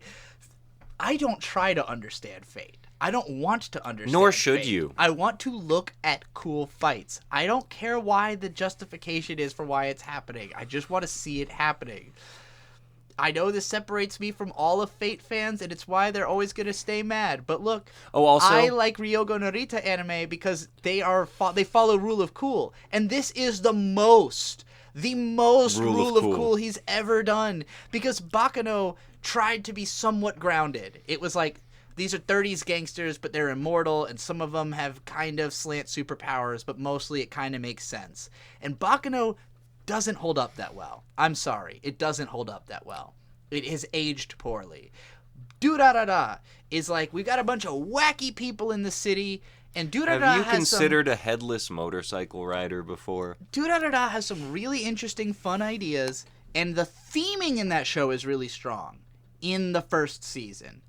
And then it goes for 2 more seasons, and it kind of just becomes like, I introduced all these cool characters, and now I just want to make them hang out with each other and fight. And, like, that's fine, but plot-wise, it's way longer than it needs to be. Like, Durarara does not have the legs to go as long as it does. It becomes like, okay, I'm kind of invested in these characters because she's a Celtic cool, ghost, whatever. The plot is dumb, and there's too much plot, and there's too much sitting around talking about what the plot is, and it's not interesting. Hey, we're in a cave now.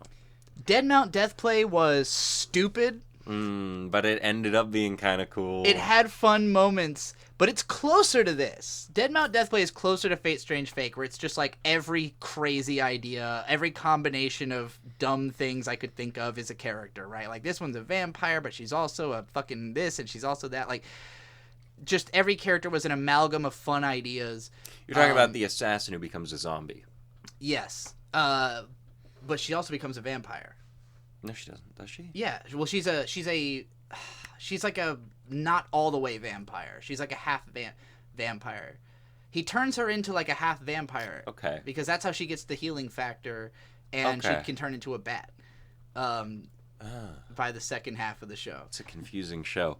Dead Mount Deathplay, again, it's a bunch of dumb ideas crammed together, but it just wasn't as well made or as, like, non-stop as Fate Strange Fake. Every episode of Fate Strange Fake is a huge battle.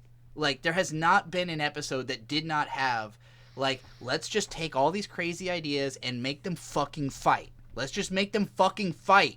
That's all I want them to do is fucking fight. I don't want them to stand around and talk. I don't care what they're saying. I just want to watch the fucking colors go across the screen, goddammit.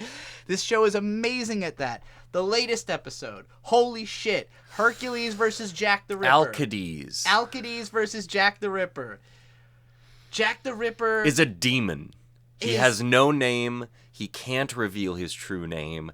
He says, from hell, and he turns into a demon. From Hell, by the way, Guillermo del Toro's debut film, and when he uses his domain expansion, Natural Born Killers. Natural Born Killers. Is that also a Guillermo del Toro? No, it's I know Woody Harrelson's in that movie. Yes, it's one of my mom's favorite movies.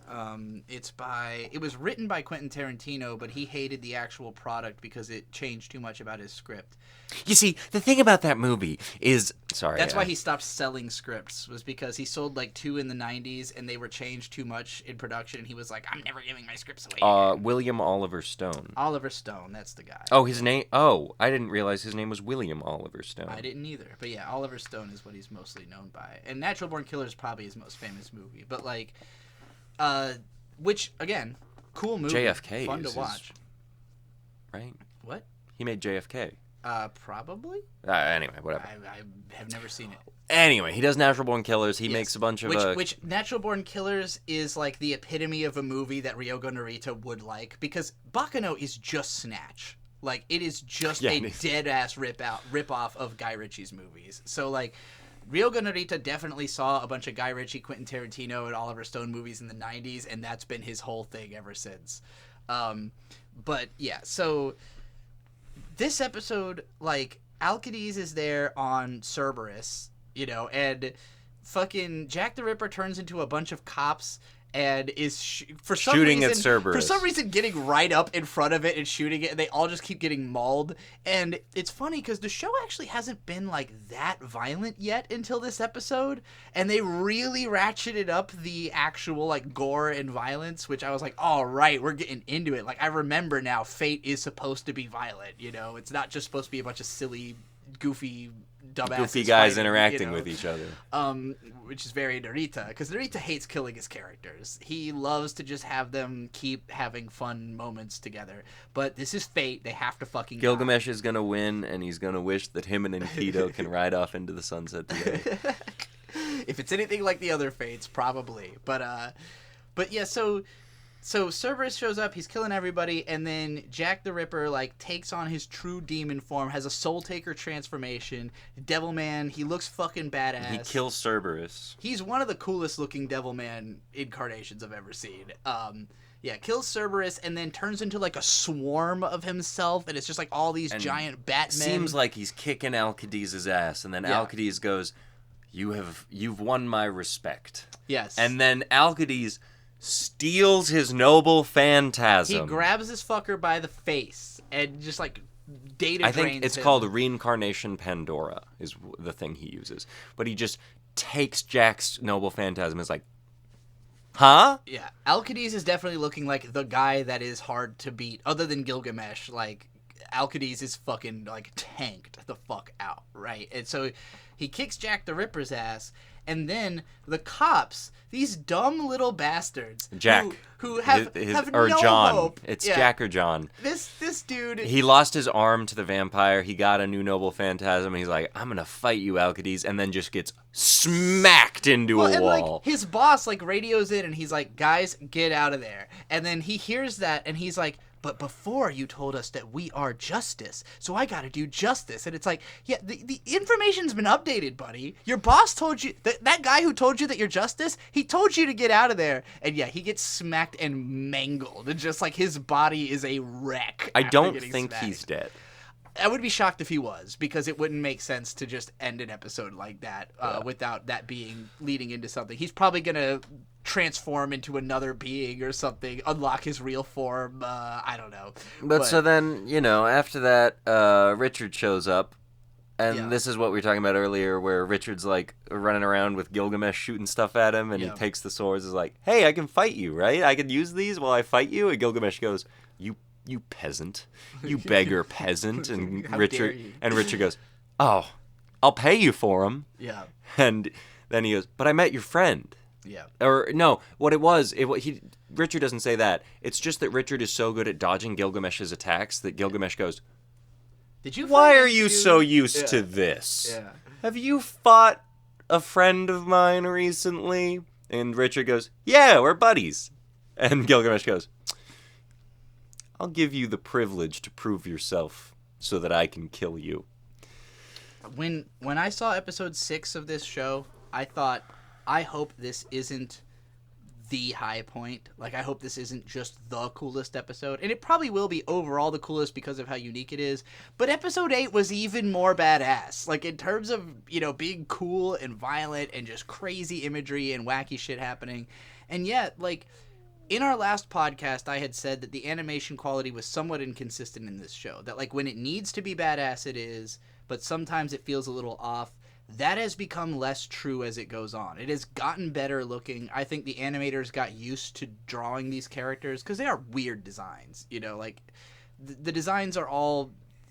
They draw them with these, like, variable outline widths. Like the outlines of the characters are not, like, solid lines. They're, like, kind of wonky lines. They're anime characters. It gives the whole thing a weird look, and I Borderlands. I think they were having a harder time managing that at first, and now they've gotten more used to it, and it looks pretty consistently awesome. And yeah, every time there's a fight, it looks amazing. Like, it's been more consistent than Jigokuraku.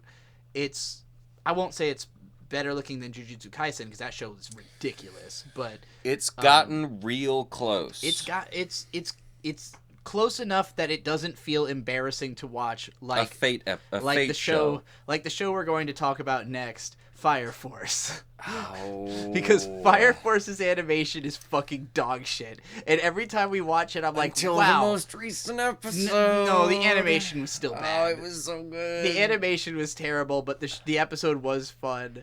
I think this show is very much an example of the animation gets good when stuff is happening. I don't even think that's true. When was the last time there was an awesome looking animation in Fire Force? Benimaru. That was episode 2. Okay, then Out of 8. The fucking Charon, is that his name? The fight at the gates. When Gunman just like blows a hole through that guy. That sucked. Okay, Fire Force has sucked so badly. It's not an entertaining show to watch. And the reason is, it has like 20 characters that it's trying to juggle at a time, and it never quite gives any of them anything cool to do. Like, it's always cutting between different guys, giving like speeches, and then doing nothing. Or like not really being effective. Like, they'll fight a bad guy, but they don't really win. You know, or get killed. They just kind of have a fight, and then we move on to the next thing. Like, there's like 2 episodes where one guy is just shooting a bad guy over and over again. Yeah. And I'm like, it didn't work the first 20 times. And like, finally at some point he's like, well, if I keep shooting you, you'll run out of defense eventually. And I'm like, this sucks. Yeah. This sucks. They did fight the one dude who's like made out of infinite mice or whatever. That was the bugs. Mildly. Oh god, Professor Giovanni. That had a couple of like cool looking shots, but like so much of it is characters standing around, talking, doing nothing. Like, one guy will be fighting, and 5 guys will be watching that guy fight, and like they'll be talking about what they're going to do and not doing it. And then as a result of that, the Great Cataclysm started. Wow. There's so many shots of just static, of just characters just standing there, and like their mouth is moving and nothing else is moving.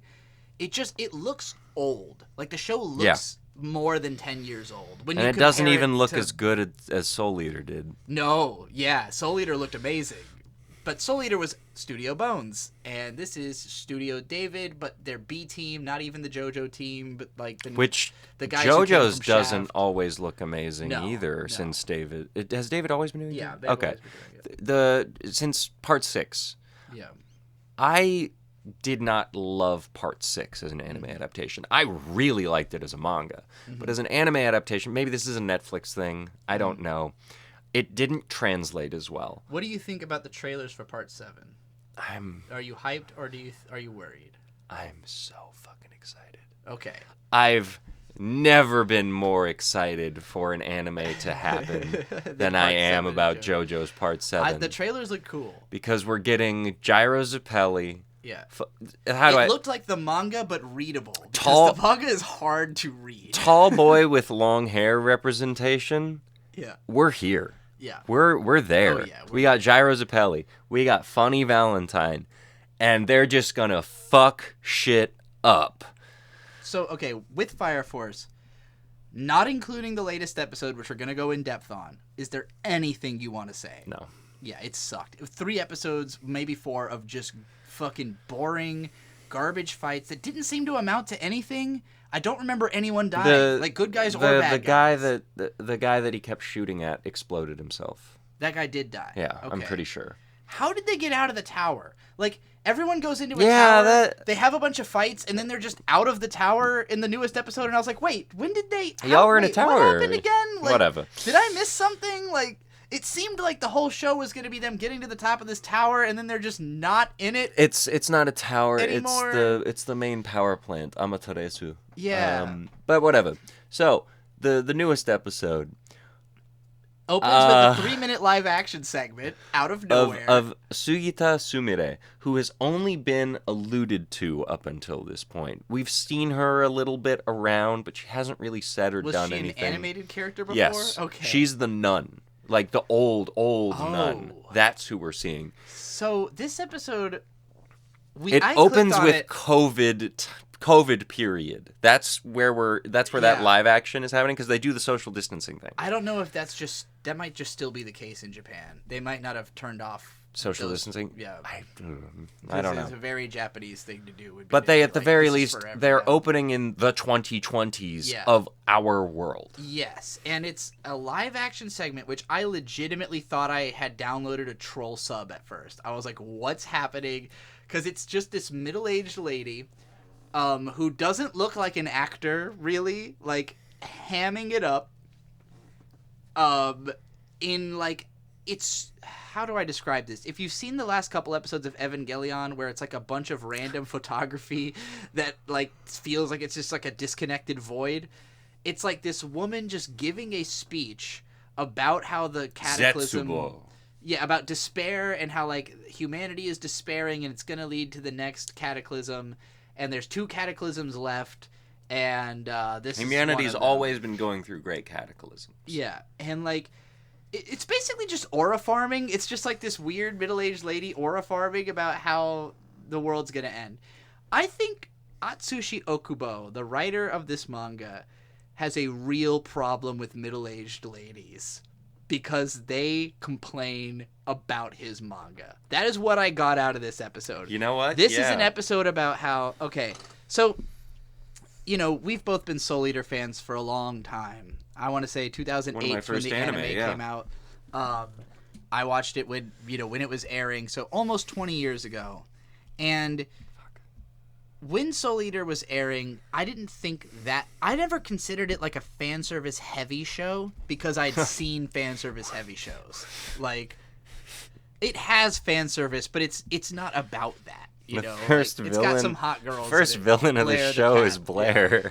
Well, she's hot, but I don't... Again, compared to other anime of its era that are about fan service, it was very light work. But as the years went on... Because Soul Eater is one of the most popular anime, of course, you know, woke people started watching Soul Eater, and they hate the fan service. Woke anime fans hate that Soul Eater has fan service. They better not read the manga. So, where the manga goes is by the end, it becomes that, like, the author is like, no, drawing titties is the only reason I'm doing this. So that's not it. The end of Soul Eater. Yeah. They fight the Kishin. Minor spoilers. Major spoilers. Okay. They fight the Kishin. If you haven't read Soul Eater at this point, sorry. Yeah, you're not actually going to. sorry. You're probably not about to. They fight the Kishin on the moon. Yeah. The Kishin very briefly gets overcome by Krona, and then the Kishin takes back over because the Kishin and Krona have black blood. Medusa was always creating Krona to take over the Kishin and destroy the world. Kishin takes back over. Maka, Soul, Black Star, and Death the Kid. At this point, Death the Kid is Death. He's just Death. They're fighting the Kishin. They're not winning. And then Maka goes, we need to soul resonate into the Kishin so I can reach Krona. Mm-hmm. They do. They have a big heartfelt moment. And then the moon gets encapsulated. And they just kind of go back home because the Kishin's encapsulated in the moon. However, in the last chapter, there's a lot of boob references. Yeah. Like, Maka even is talking about boobs. Yeah. And Maka, it's like a whole... Maka hated perversion. Yeah, because her it's dad a whole was author aside where it's like, you might have noticed a lot of people are talking about boobs. Yeah. You see, there's a lot of different kinds of madness in Soul Eater. Yeah. Now we have, because Krona's whole obsession was, why doesn't Medusa love me? Yeah. Why doesn't my mom love me? I just want to be appreciated by my mom. Yeah.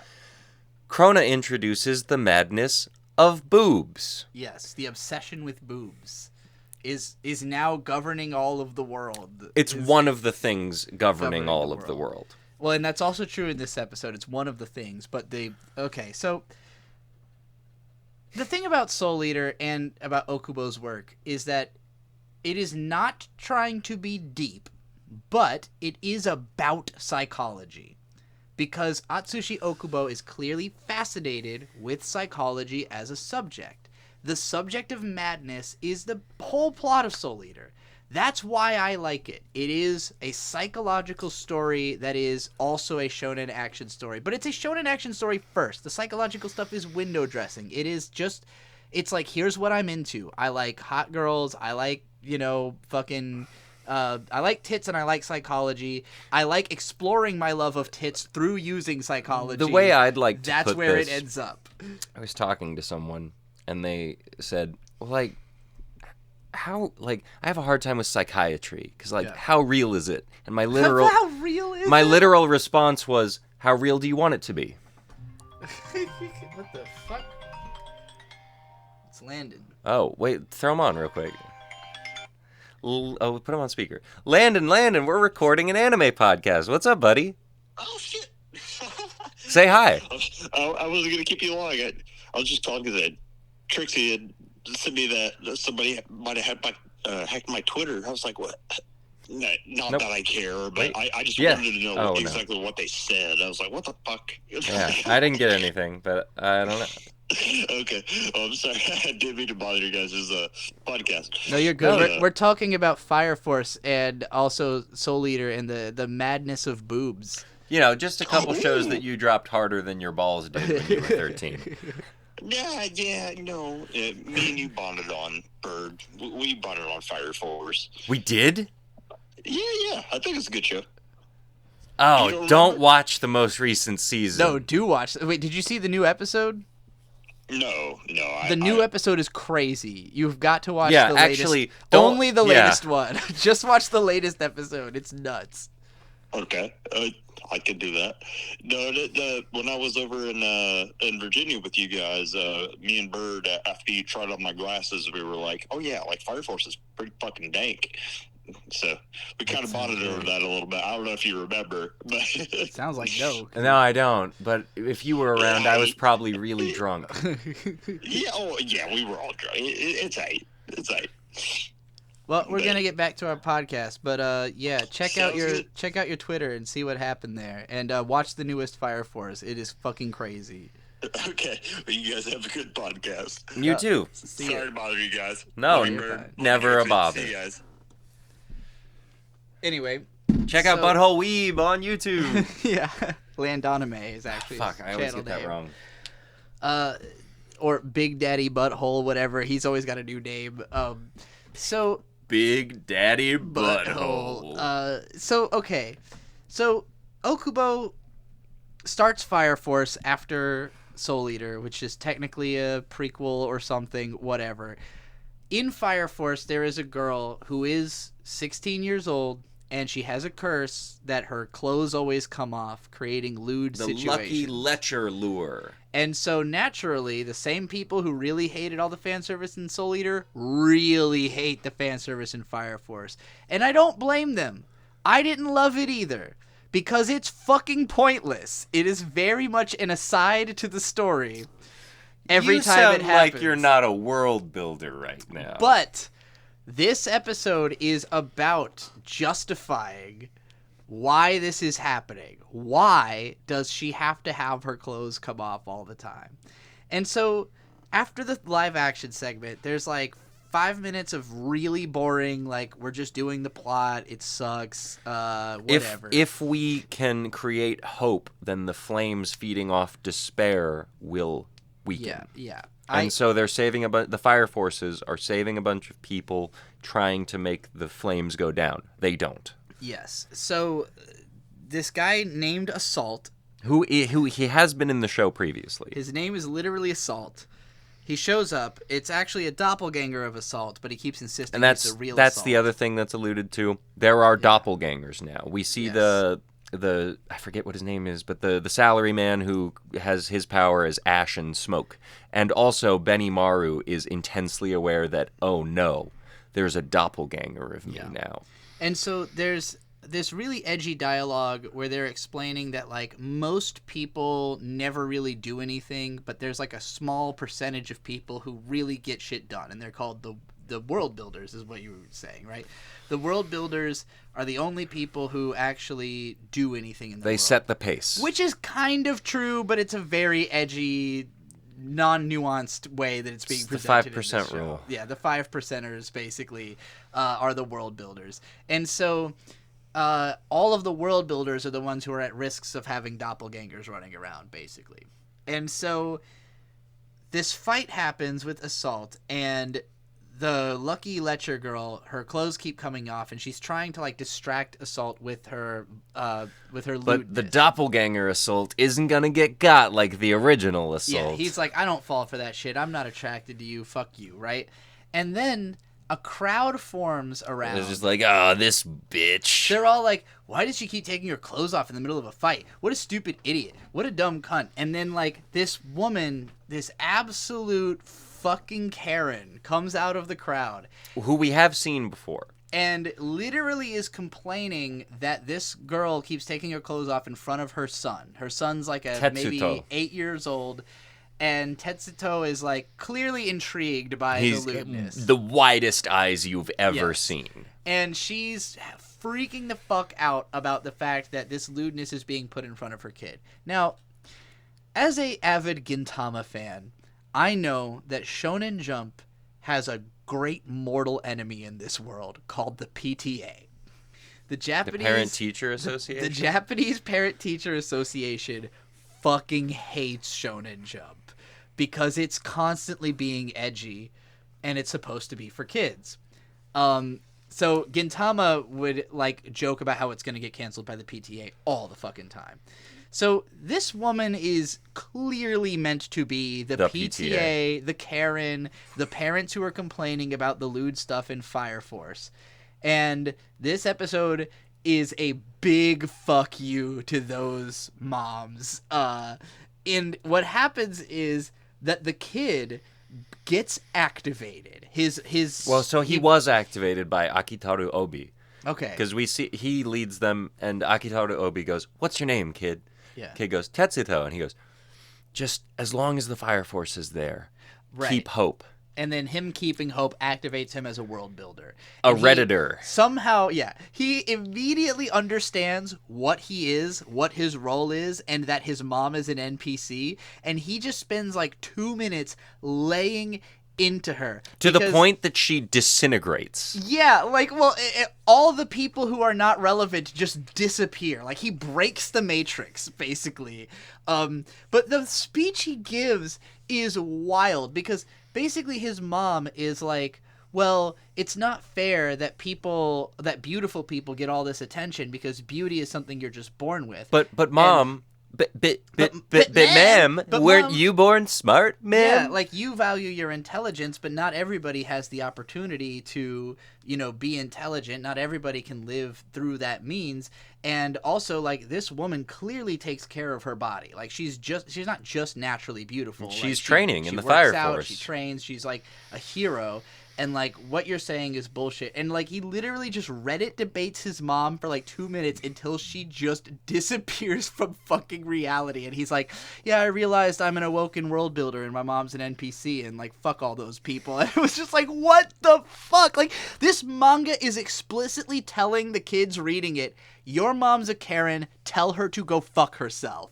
I'm going to draw lewdness because lewdness is the only thing that matters to me. Lewdness is the connection between the previous generation and continuing the next generation. Yeah, well, essentially, if you don't have lewdness, you don't have life. If there's no sexuality, who would fuck? How would you have more people? And, like, basically there's a moment where, I don't remember his name, but the one guy is realizing, like, oh, the main character is, like, the embodiment of, Licked. like, heroism or whatever. And this Spiky other guy hair? is... Yes. Licked. Licked is like, oh, if our main character embodies, like, fire and this other guy embodies angels or whatever, she embodies hope in the form of lewdness. Lewdness is the representation of hope because there is no future without sexuality. And that is the guiding ethos by which Okubo is writing lewdness into his... This is his argument for why he's allowed to draw her naked, all right? He doesn't address the fact that she's 16 and that's the real reason people are bothered by it. But and then real Assault shows up and beats Doppelganger Assault and the episode ends. Yeah. This was madness. Like, watching anime. The way it unfolded was the most anime thing, the most all caps anime. But like, this is also what I come to anime for. Like, I have always said that the point of anime is the fetish. And like, the word fetish in Japanese just means like what you're obsessed with. You know, like, whatever you fetishize doesn't have to necessarily mean sexually, but it usually does. But like, anime doesn't have any real inherent value other than its ability to display things that are not acceptable in reality or not possible in reality. That's the point of drawing something, is like, this doesn't exist, I want it to exist. This can't exist, but I want it to exist. So the more that anime embraces the fetishistic side of itself, the more pure it is to anime.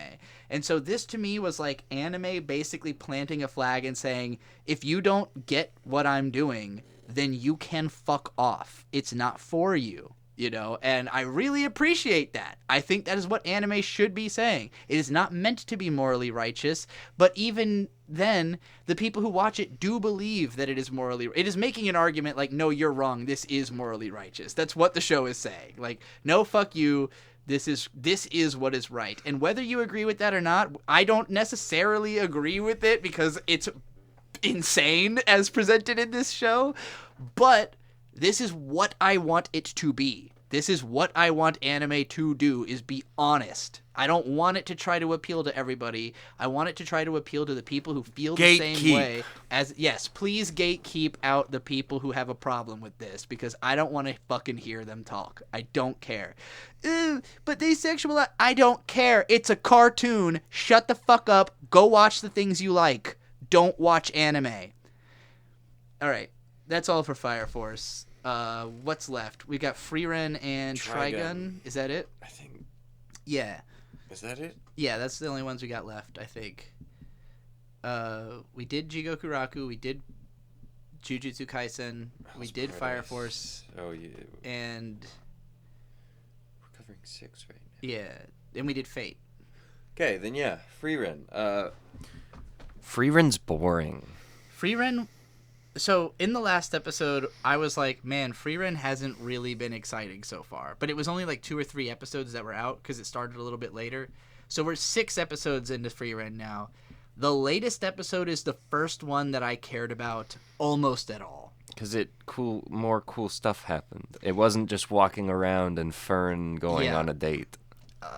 So a lot of people have said, like, what I like about Frieren is the slow-paced daily life, just doing chores, just hanging out, just exploring temporality and stuff. Live life. Live life yourself. I could just go outside and look at a tree or something. Like, I said last time, like, I've read the manga, and the manga was paced just quickly enough for this stuff to, like, make its point without boring me about it. Like... But I don't get immersed. This is a problem I just have in general, and I think it's a big disconnect between me and most viewers of media, is that most people want to get immersed in another world and forget the world they're in. I can't do that. I cannot get immersed. Like, it happens once in a blue moon. Did you never and try to do alchemy? No. No, I did not. I've never Me neither. I didn't either. I that's just something I heard people I did walk around like Genkai from Yu Yu Hakusho, where she's got her arms behind her back like this when she walks around. I did a few Naruto runs. Yeah. But like, I never felt like, oh, I'm in there with the characters and like I'm experiencing this with them. I have always been more interested in the medium intellectually. Like I'm thinking about, why is it like this? Why does it? And sometimes it inspires emotions or makes me feel something, but then I want to intellectualize that, and that's my main engagement. I don't get lost in it. I don't get super emotional. It is super rare that something makes me cry, and even if it does, it usually has more to do with the presentation of it than me actually being that invested. Now, all of this is flipped on its head if we're talking about music. I get super immersed in music. I get super emotional about music. And when anime makes me emotional, it's usually partly because the music is really emotional, you know. But like, Kimi ga. I really struggle to feel like, oh, these characters are like what they're going through affects me or something like that. Now, Frieren is one of my favorite anime characters. I feel a really strong connection to her, but again, reading the manga was paced in such a way that I could intellectually experience her story without having to like live it in real time, and living it in real time is substantially more boring to me. And so I accept that this is a me thing, because this is the highest rated anime ever right now. Both seasons of Frieren are the highest rated anime. Oh, ever that's right now. wrong. Yeah, well, you know. The first one I get, but this is... I mean, everyone's opinion is exactly everything I loved about the first season is back here, you know, and that's what people have been saying about it. And I haven't even seen the whole first season. You have. For clarity, I read the whole manga. I didn't like all of the first season either. Yeah. I mean, I enjoyed more watching it with Krona, because my relationship to Krona is very similar to Frieren and Fern. And so we had seen 4 episodes. When she came to visit the first time, we watched like 8. And like, so I have to clarify this as well. A lot of people who are anime onlys and have not read the manga really hate the demon stuff in the first season. Me too. The demon episodes sucked. There's like 2 or 3 episodes about Frieren fighting demons. They fucking sucked. They sucked in the manga. They sucked in the first anime. It was by far the worst part of that But that's like season. what we're going into as all of Frieren, right? Is the demon episodes? Not all, no. She's the demon slayer. She is a demon slayer more than most things that she is. It is not overwhelmingly what the show's about, but it gets so much better starting in this new episode, episode 6. This is where the demon shit actually gets interesting. It's a periodical. Good. They're becoming a periodical. Yes. They go to a town, they investigate where the demon has struck, they investigate what kind of demon it is, and I wouldn't even say demons are not as big a part of the manga as you might be imagining, but like no, sure. It is like in every once in a while we're going to do a demon arc, basically. Okay. We're entering a new demon arc, and it's good. It's just good. I think a lot of people are like just hate the whole premise of the demon stuff because the first season did it so badly. Or it's their favorite part of the anime. I haven't met any of those people. I haven't met them, but I've seen people go like, yeah, this is just like illegal immigrants. Oh my god, what the fuck? Have you not? No, I haven't seen that. You're too on Twitter. Holy shit. This is not from like recent Twitter. When Frieren was first coming out, there were a lot of people who were like, "Oh yeah, I love Frieren so much because like she just wants to kill demons because they're the worst. They're just like the absolute worst people, just like illegal immigrants." If you believe that, please kill yourself. I think I brought this up in the last episode. You are the demons. And you said the same thing. Yeah, no, that's horrifying. Wow. Some people should die. It's like the Goblin Slayer people. Yeah, I'm not going to get into all the dumbass fucking political takes, because you're going to literally break my brain in half, like, if I have to get mad at all those people. I don't want to believe that exists. I'm going to pretend it doesn't. But I'll just bring it up next month, Frieren's, too. The first season was like the first half was a bunch of random adventures. There was a couple demon episodes that sucked. And then they did the second half was the whole mage exam, which is just the state alchemist exam again. State alchemists are so like in the same way that Full Metal Alchemist, as soon as it introduced the state alchemists, it became about them. That's how Frieren is going with the first class mage. So like every like major arc from here on out is basically going to be when they cross paths with first class mages who are doing something, and then they get involved in what those first class mages are doing. So that's what we have here in the demon episode. So the episodes before this were a bunch of random fuck off adventures that were fine, but not. Frieren was trapped by debt. Who cares? Yeah, Frieren was trapped by debt. That was kind of funny, but again, the problem I had with those stories is that in the manga those chapters take 5 minutes to read and they're mildly interesting. In the anime it takes 13 minutes to watch, and it's just not interesting enough to carry 13 minutes to me, who doesn't get immersed, who does not want to watch the characters literally cross the screen 700 times an episode. The new one opens with dramatic emotional weight. A first-class mage is in his hometown. Everyone's dead. They've been cleared out by demons. He clears out the demons that are left. He finds this kid who used to make bread that he knew, and he's carrying him. Hey, and did you learn how to make real bread yet? He's got the kid on his back, and he knows this kid's dying. He knows there's no way to save him, but he lies to him and tells him everyone is safe. It's going to be okay. And as soon as that guy hears that everyone's safe, he passes. And then he finishes carrying him to the place, and this guy is emotionally dead. But he was one of the proctors of the mage exam. Yes, he's emotionally dead. He's seen so many people die from demons. He can't even really truly engage with the emotions that he's feeling here in his hometown. But when Frieren shows up, he's so ready to fight something strong that they said like the murderous intent in his magic he was about to use was like flagrant. Like everyone could feel that he was about to lay down the fucking law if it hadn't been Frieren. So like he is clearly deeply angry and emotional, but he has buried it so far deep inside that he seems completely chill. And that is a great parallel to Frieren because that's how she's been. She's been emotionally despondent the whole time. So this show is a really solid exploration of like emotional dissociation and autism. Almost everybody in the show, in this episode especially, comes off hella autistic. But like, because everyone just kind of has a flat face, expressionless, stating information. But there's always... Because Stark isn't really in it. And Stark is he's the least autistic. He's the most like forwardly emotional, and even he comes off like he's trying to be more like the others, you know. But Fern and Frieren are very distant. Fern is more emotionally expressive. With Frieren, it's like when she gets comfortable, you see it pop out. That like when she's cozy, she's just like a fucking dumbass, you know. Like she's not trying, she's not on guard. She's just like clumsy and silly, you know.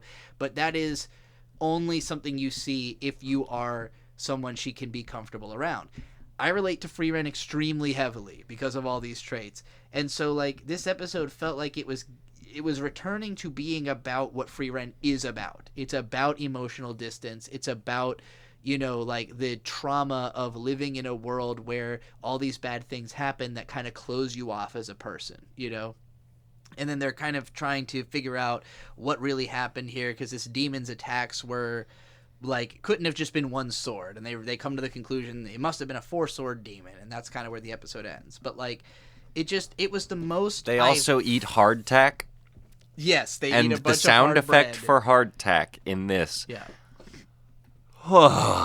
And like, don't get me wrong, this was still like a banal, slow, you know, again, emotionally distant episode, but it had something theming. It felt like, oh, this is what the show's about. This is what I came to it for, was this feeling. I didn't want to just watch them do nothing, you know. I wanted to see something that I can feel. I didn't hate them like going into the caves with the dwarf where he's been digging for this alcohol for like 100 years and they find it and it sucks and he's like, but you know, I had a lot of fun drinking the shitty alcohol. Like, that's a cute little anime story that I could have gotten in 700 other anime. It's fine, but it's generic. This wasn't generic. This was Frieren core. This is like what the show does well, you know, and that's what I want. And so going into this arc, like, I remember, and I said this in the last episode, but like in the manga, there's a period of a few short arcs after the fucking exams that I thought were kind of boring, and then it launches into some of the best arcs I've ever read in manga, and we're getting closer to that. So like, unfortunately, apparently this season's only going to be 10 episodes long, so we're definitely not getting to the really cool arcs in this season. But yeah, I finally felt something. After having felt nothing for the first 5 episodes, I felt something watching this guy carry his dying friend to the chapel, you know, when he lays them all out, and like there's the 3 special knights who they're like, yeah, any of these guys is stronger than Stark, but like they all got wiped easily by this demon, you know, like really setting the stakes, and just it was the first time I felt like, all right, something's gonna happen. You want to feel something, yes, and know where things are happening. You ever heard of Mid-Valley, the Horn Freak? Yeah, let's get into Trigun Stargaze, which has been fucking awesome. It's great. So Mid-Valley, the Horn Freak, I believe this is this month, right? Not we didn't talk about Mid Valley. I mean, he was shown. We did not talk about Mid Valley or Legato or All right. any of that. So episode. pee, though. Oh, she pissing. You frying chicken in there? So Mid Valley, the Horn Freak. He was part of a band that, based on the episode's beginning, would just go around killing people and taking their money, because Mid Valley has this special saxophone that can alter sonic waves to kill people. Mid Valley. No, Knives killed his original band. No, because they were definitely killing everyone. Anyway, sorry, B's yelling stuff from the bathroom for some reason. Mid Valley, the Horn Freak was part of this evil bandit band, and they would play shows, kill everyone there, and take their stuff. The show we get to see, they kill everyone, and then Knives is still just alive in the audience, which Mid Valley is just like, huh? What? Huh? Yeah. What? How? How are you doing it? And then Knives kills his other two band members and is like, what if you joined me, though? Yes. You should join me. And Mid Valley does not want to join Vash. Yeah. Knives, sorry. They're the same person.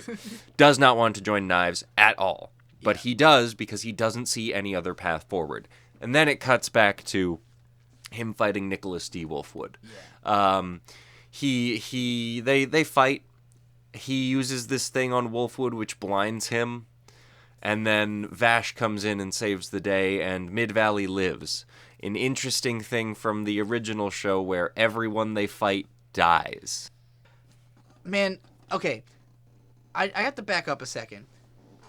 Back in 2005, there was a period of like a year where Trigun was what I considered my favorite anime. Like, I thought Trigun is the coolest anime, and a big part of that is like the theming of it really like resonated with me. Like this idea that Vash has spent the whole show trying to save everyone, and like his whole thing is like, I'm not going to let anybody die. But then Legato, who was a horn freak and was killing people with a horn. No. No? No. I think they've always been different characters. Yes, they've always been different characters. I don't remember. That's Mid Valley, the Horn Freak. Okay, I remember his big pink collar.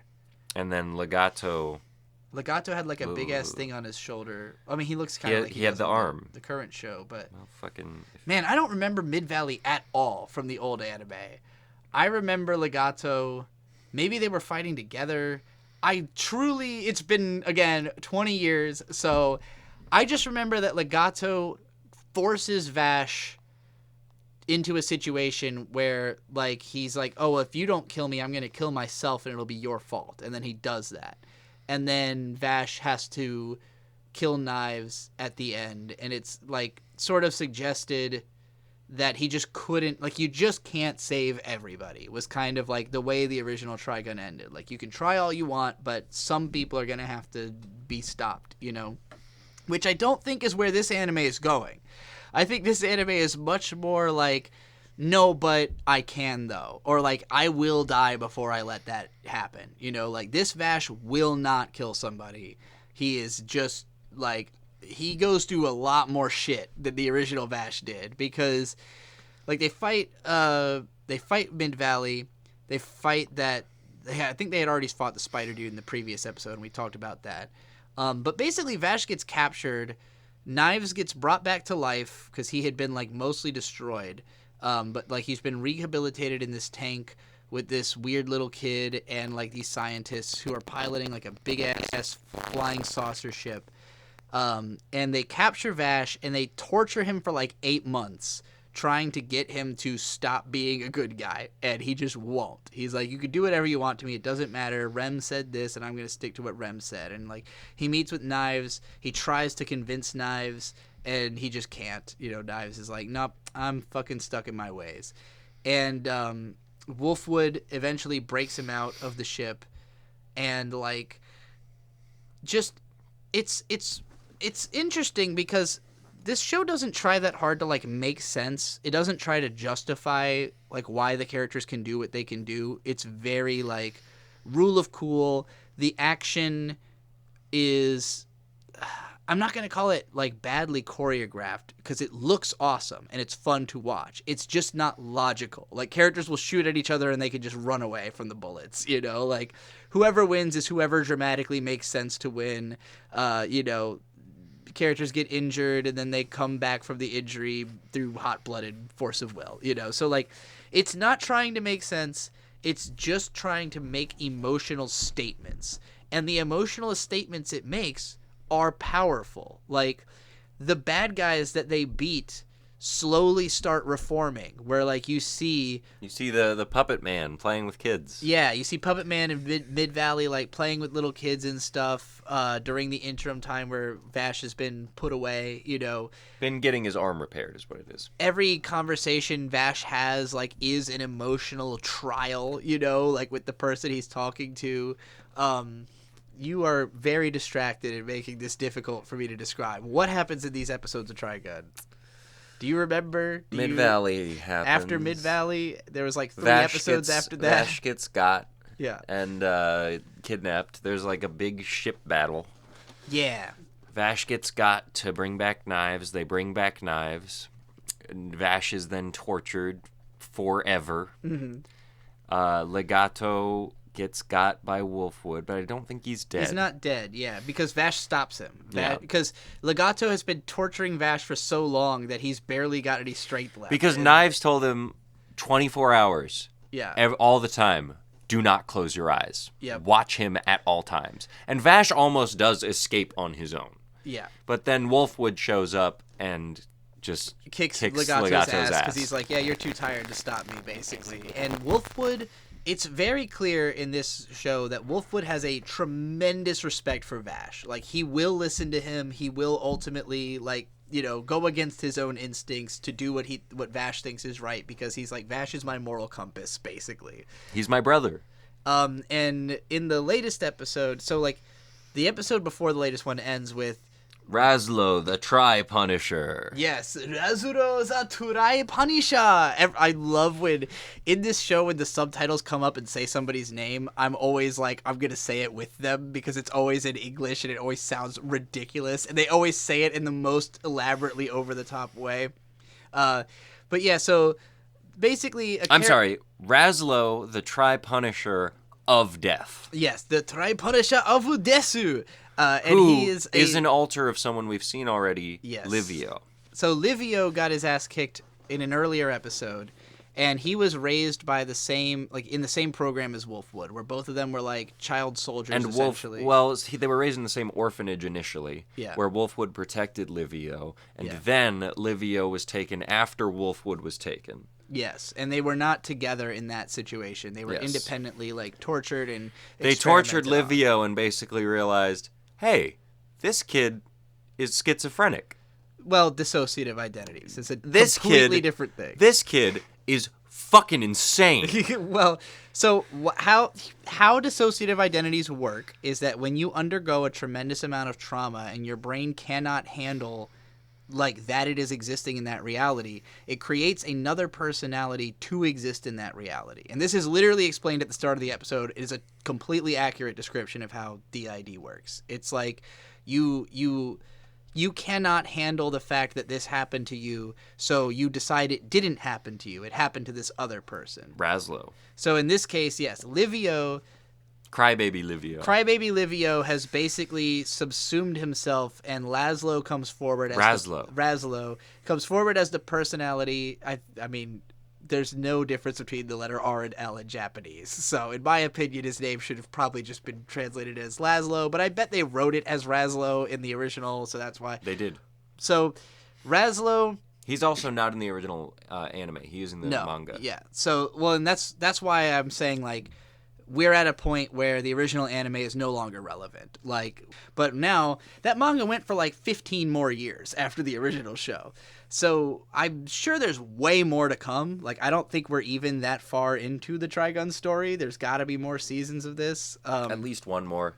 So, like, Razlo is the personality that was developed to, like, deal with, like, torture. To be what they wanted it to be. You know, like, what they were trying to make this kid into, that's what Razlo is. And Livio is just kind of in the back seat somewhere in his mind. And so, like, when they beat Livio, Razlo came forward and became this psycho evil, like, I'm going to kill you, no matter what. And so Wolfwood has to face him down. They have a fucking amazing, giant, crazy fight with all their Which cross beforehand, guns. they're also reunited with the orphanage people that raised them. But yeah, they have a crazy fight. There's a lightsaber battle at some point. Because they're both of their... So Wolfwood has the giant cross, we all know. The Punisher. Razlo has 3 of them. Which all shoot different things. One is a flamethrower, one is a grenade launcher, and the other is a gun. And then they can all shoot the beams. Yes, they can all shoot laser beams, all 4.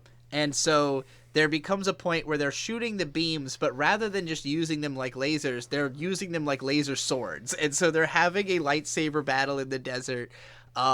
This fight is crazy. It looks insane. So crazy that you cannot fucking tell what is What's happening for about 30 seconds of it. But ultimately, with Vash's help, because Vash always shows up at the last second and saves the day, Wolfwood ends up beating Razlo by biting his leg and drinking his blood because it's the drug. Yes. And ultimately he beats him, but Razlo still has Wolfwood at his mercy, but then Livio comes forward and basically subsumes Razlo back into his consciousness. Razlo, your time is over. He's Livio's like, taken back I don't need over. you anymore. You're gonna be so what they call this in DID is like it's not just called combining. I forgot the word for it. But there's a specific word for when 2 personalities merge into each other. The Dragon Ball Z dance.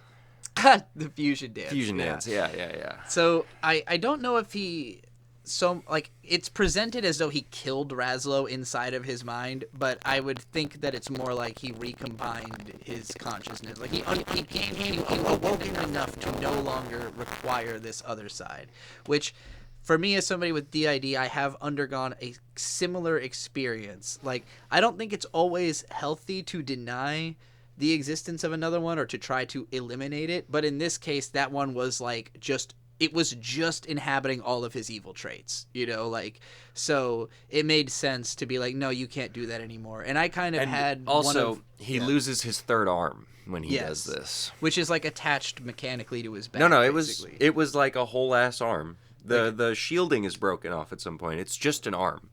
I see. I thought it was like attached by like a there's like a thing there, but maybe it's not his arm, right? But it is. It's like just a grafted an arm. arm, that like severs itself. Godric the grafted ass. But yeah, it was fun for me as somebody who's always excited to see DID representation. This was closer to accurate and fun than being just like some dumb crazy shit. For me, as someone who's really happy to see just wants to sleep representation, this was good for me. Yeah, so they have a fake out Wolfwood death, and then everyone's like, Nicholas, come back to life, and Wolfwood goes, I'm trying to sleep. Yeah, I was like, let the man nap. Just let him. He's been shot 200 times. Let him fall asleep. So, all right, we didn't have that much to actually say about Trigun other than it's cool and fun. It's one of the more emotionally gripping shows, and it looks amazing. Like, the first season, I feel like they didn't totally have a grasp on how to use the CGI perfectly. This season, they totally have a grasp on how to use the CGI to look awesome. Oh, it looks awesome all across the board. It looks amazing. But what also looks amazing is Trigun Badlands Rumble, the movie. Yeah, we watched most of it. Yes, I watched all of it. You passed out during the final battle, but whatever. It was his daughter. So, Trigun Badlands Rumble, I couldn't really remember what actually happens in it. I remembered thinking it was pretty cool, but not having been like that into it as compared to the TV show when I was younger. Rewatching the movie, I absolutely loved it, and I was shocked how much I loved it because it's paced really well, the action is awesome, the character designs are awesome, there's like so many unique random fucking background characters, and more importantly, the villain is so cool because he's like, you know what? All of the structures of society are evil and they're not admitting it, and I'm evil and I do admit it. And So I'm good. So it's just a matter of pride for him that he's like, I steal the biggest things I can because I can, and the rest of you are pretending you're not doing what I'm doing, but I'm just throwing it back in your face that this is what you're doing, basically. And ultimately what he's doing will hurt a bunch of people, which is why Vash is trying to stop him. But like, so I think what had bothered me when I watched this movie before is that about the first third of it, Vash is constantly sex pesting this lesbian woman. Because she explicitly doesn't like men. She breaks out into hives if she is touched by stupid men, as she puts it. But she has gone into a wretched hive of scum and villainy that is almost entirely just shitty bounty hunter guys. And like, she's kicking guys' ass left and right. Vash is kicking guys' ass left and right, but he's also being a sex pest to her constantly. And I think that really bothered me when I first watched this movie for two reasons. One, I thought that she was just going to end up getting together with him in the end anyways, and that doesn't happen, thankfully. Like, she doesn't have any romantic feelings for Vash. She comes to respect him, but it's never like a, and now we're going to fuck. But also, more importantly, Vash is doing it to try to scare her away. Like, that is the point. He's not really trying to have sex with this girl. He's trying to get her to leave because he's trying to protect her. So once I understood that, I was like, oh, okay, it's a joke. Like, this is not Vash actually being a sex pest. This is Vash being Vash, being a guy who wants to protect everybody without telling them that that's what he's doing. But that is the whole movie, is him just trying to get this woman to not try to kill her own father, basically. And in the end, he succeeds. She does not kill him. He goes to prison. And there's just a bunch of cool fight scenes, cool plot revelations. Again, it's written... Wolfwood is alive for some reason. It's written really tightly. Yeah, Wolfwood is around. He punches a fridge so hard that it capsizes because he gets mad thinking Vash is dead. And he gets a bunch of cool moments. It's just great. It was a really fun, exciting thrill ride of a movie, and whatever problems I had with it when I was younger were mostly because I didn't understand it. And now that I do understand it, I'm like, it's hard to do it like an action movie better than this. Like, as far as anime goes, pretty much a perfect anime action film.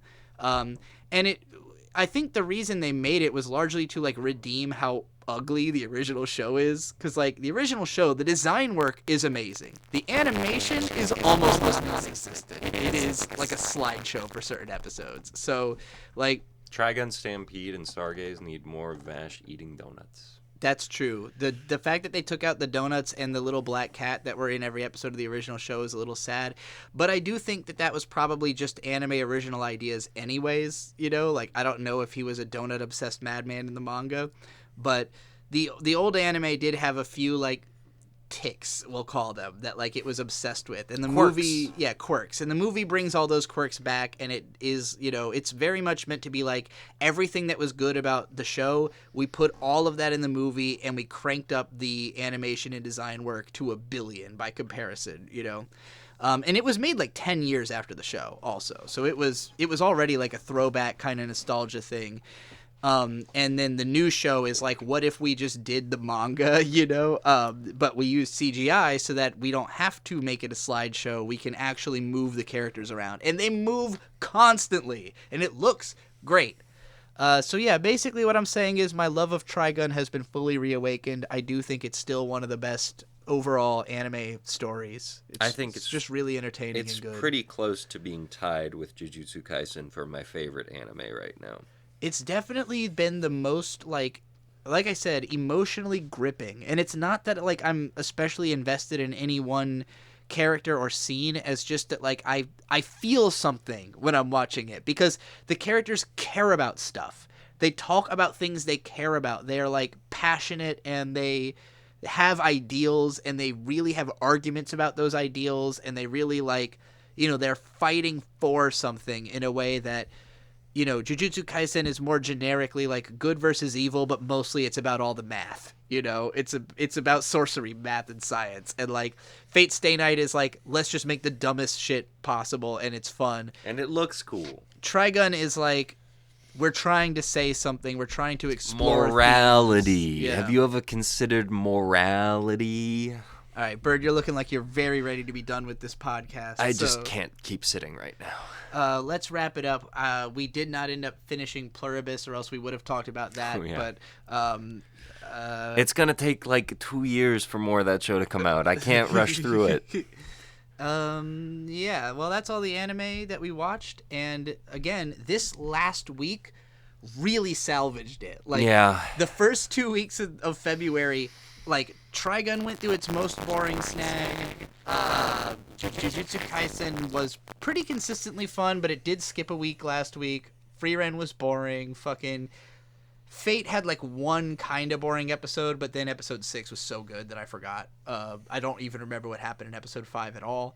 And Fire Force was boring the whole time until the latest episode. But like, yeah, all of the latest episodes were great. It was like the by far the most cool anime has been in 1 week that I can remember.